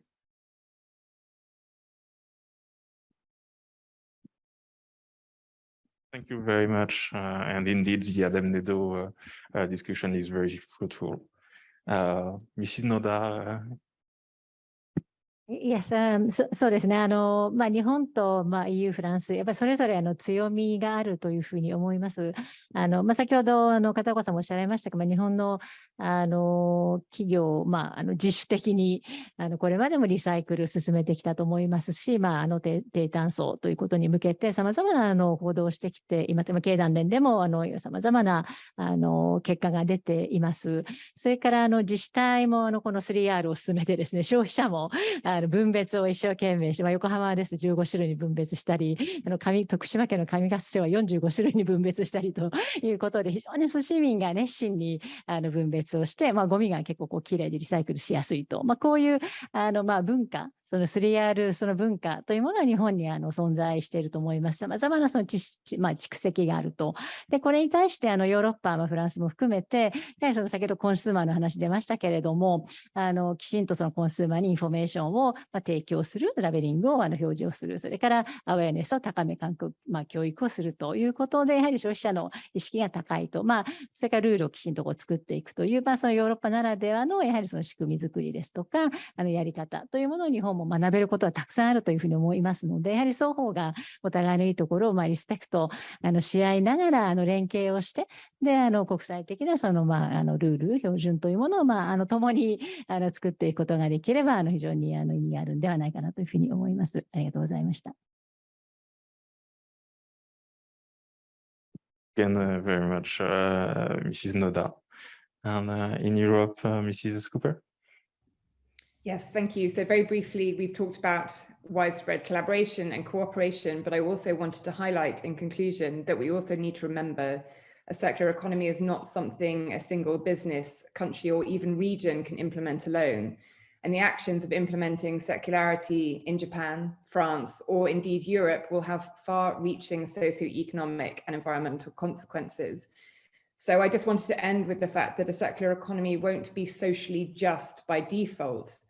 Therefore, when we consider how a national or even a regional economy can become more circular, we must also crucially remember how this will impact those countries and workers who currently sustain our demands through extractive and manufacturing industries, often from lower income economies. So really, when we're looking at addressing a circular economy at the national level, we must also take the global context into account. Many thanks. Thanks to you, Mrs. Cooper. And finally, Aoki Suzuki-san, if you want to also have a word. はい、ありがとうございます。今回皆さんの事例などのお話も聞いていて思ったんですけれども、まだ特に政策レベルのお互いの理解は進んでいるように思うんですが、民間レベルでのそれぞれの事業の理解っていうのはまだあまり進んでいないような感じがするんですね。なのでこれからも情報交換、J フォースでは課題の整理とかをしましたけども、おそらくヨーロッパの企業でもさまざまに循環経済の政策が出てくる中でいろんな課題を抱えて、それを対応してきているんだろうなと想像しますけれども、そういったお互いの課題を共有する機会がこれからもっとあるといいのになというふうに思っております。以上です。Thank you very much.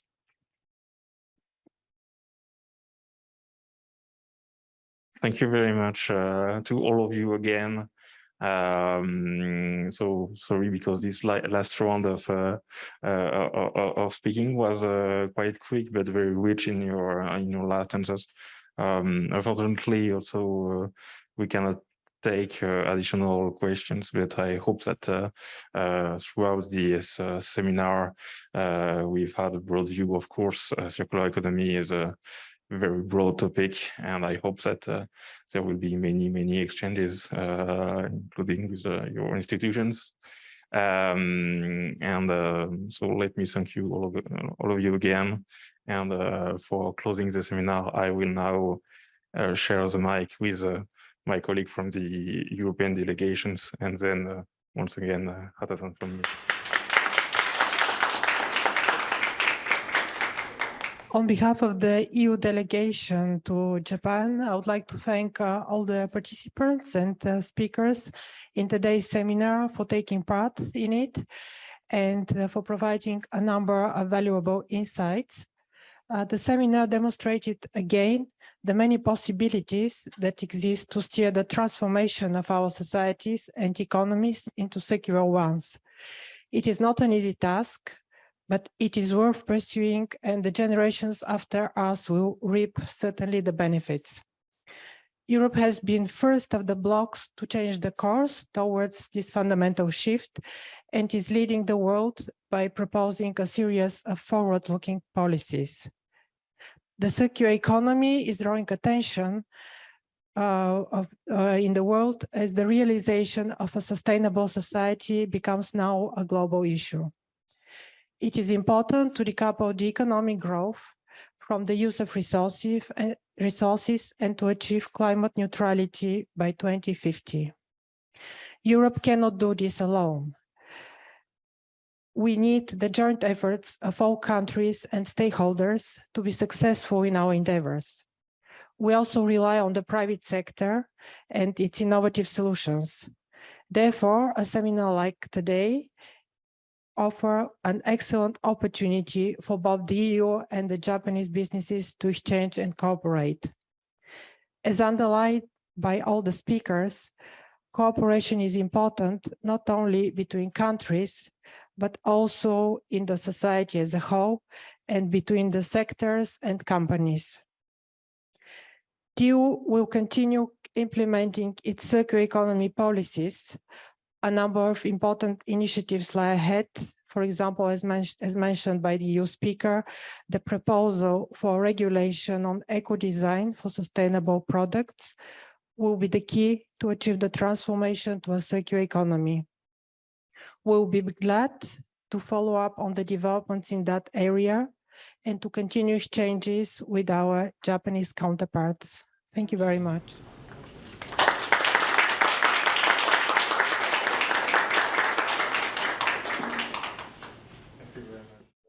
And now for also concluding this seminar, Mrs. Ota, who have intervened earlier, and for Metiview.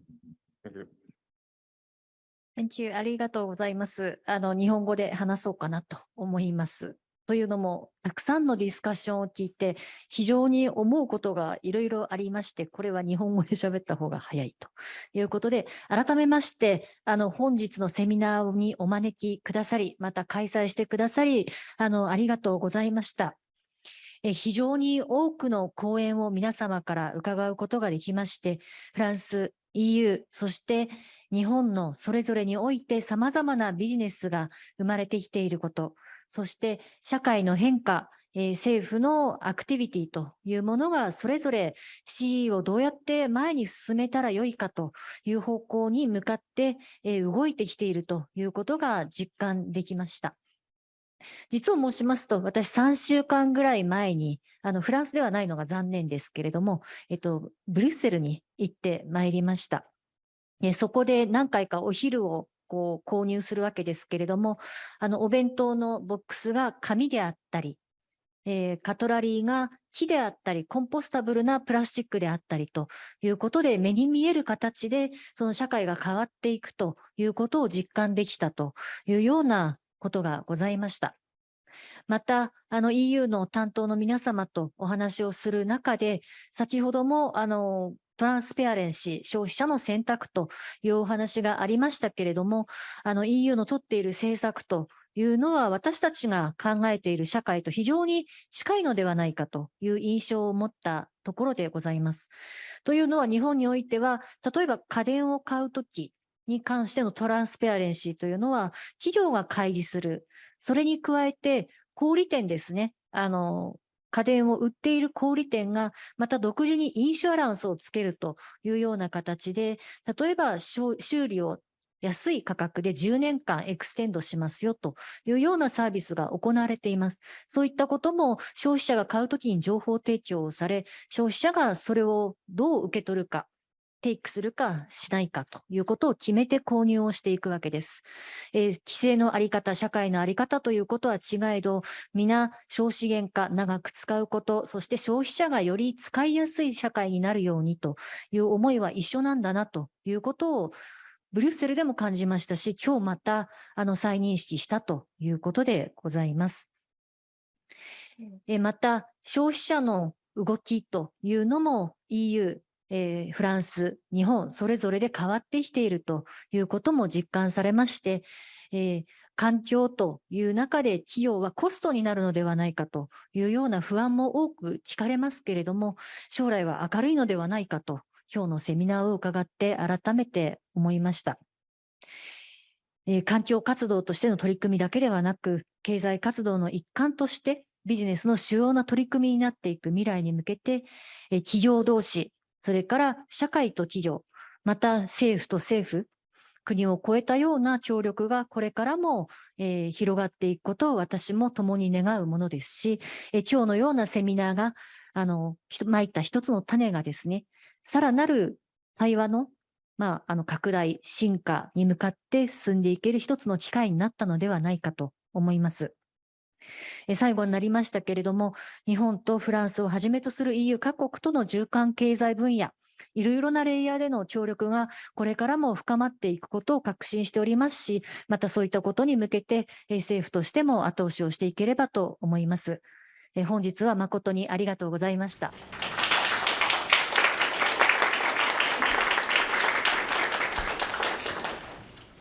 Thank you very much. And this concludes our seminar today. And within Europe, also, of course, France will be soon finishing the presidency of the Council of European Union. But of course, we'll continue to want to be a key player in accelerating the circular economy transition and to cooperate with all its partners in EU, but also here in Japan. And so let me again thank you, every one of you, so for the distinguished panelists and speakers, for the audience, for also the technical teams, interpreters that have helped us. And also for the people in the room, please don't forget to give back the receivers so that we can reuse them. And really, again, thank you to everyone, and we wish for further cooperations. Thank you very much.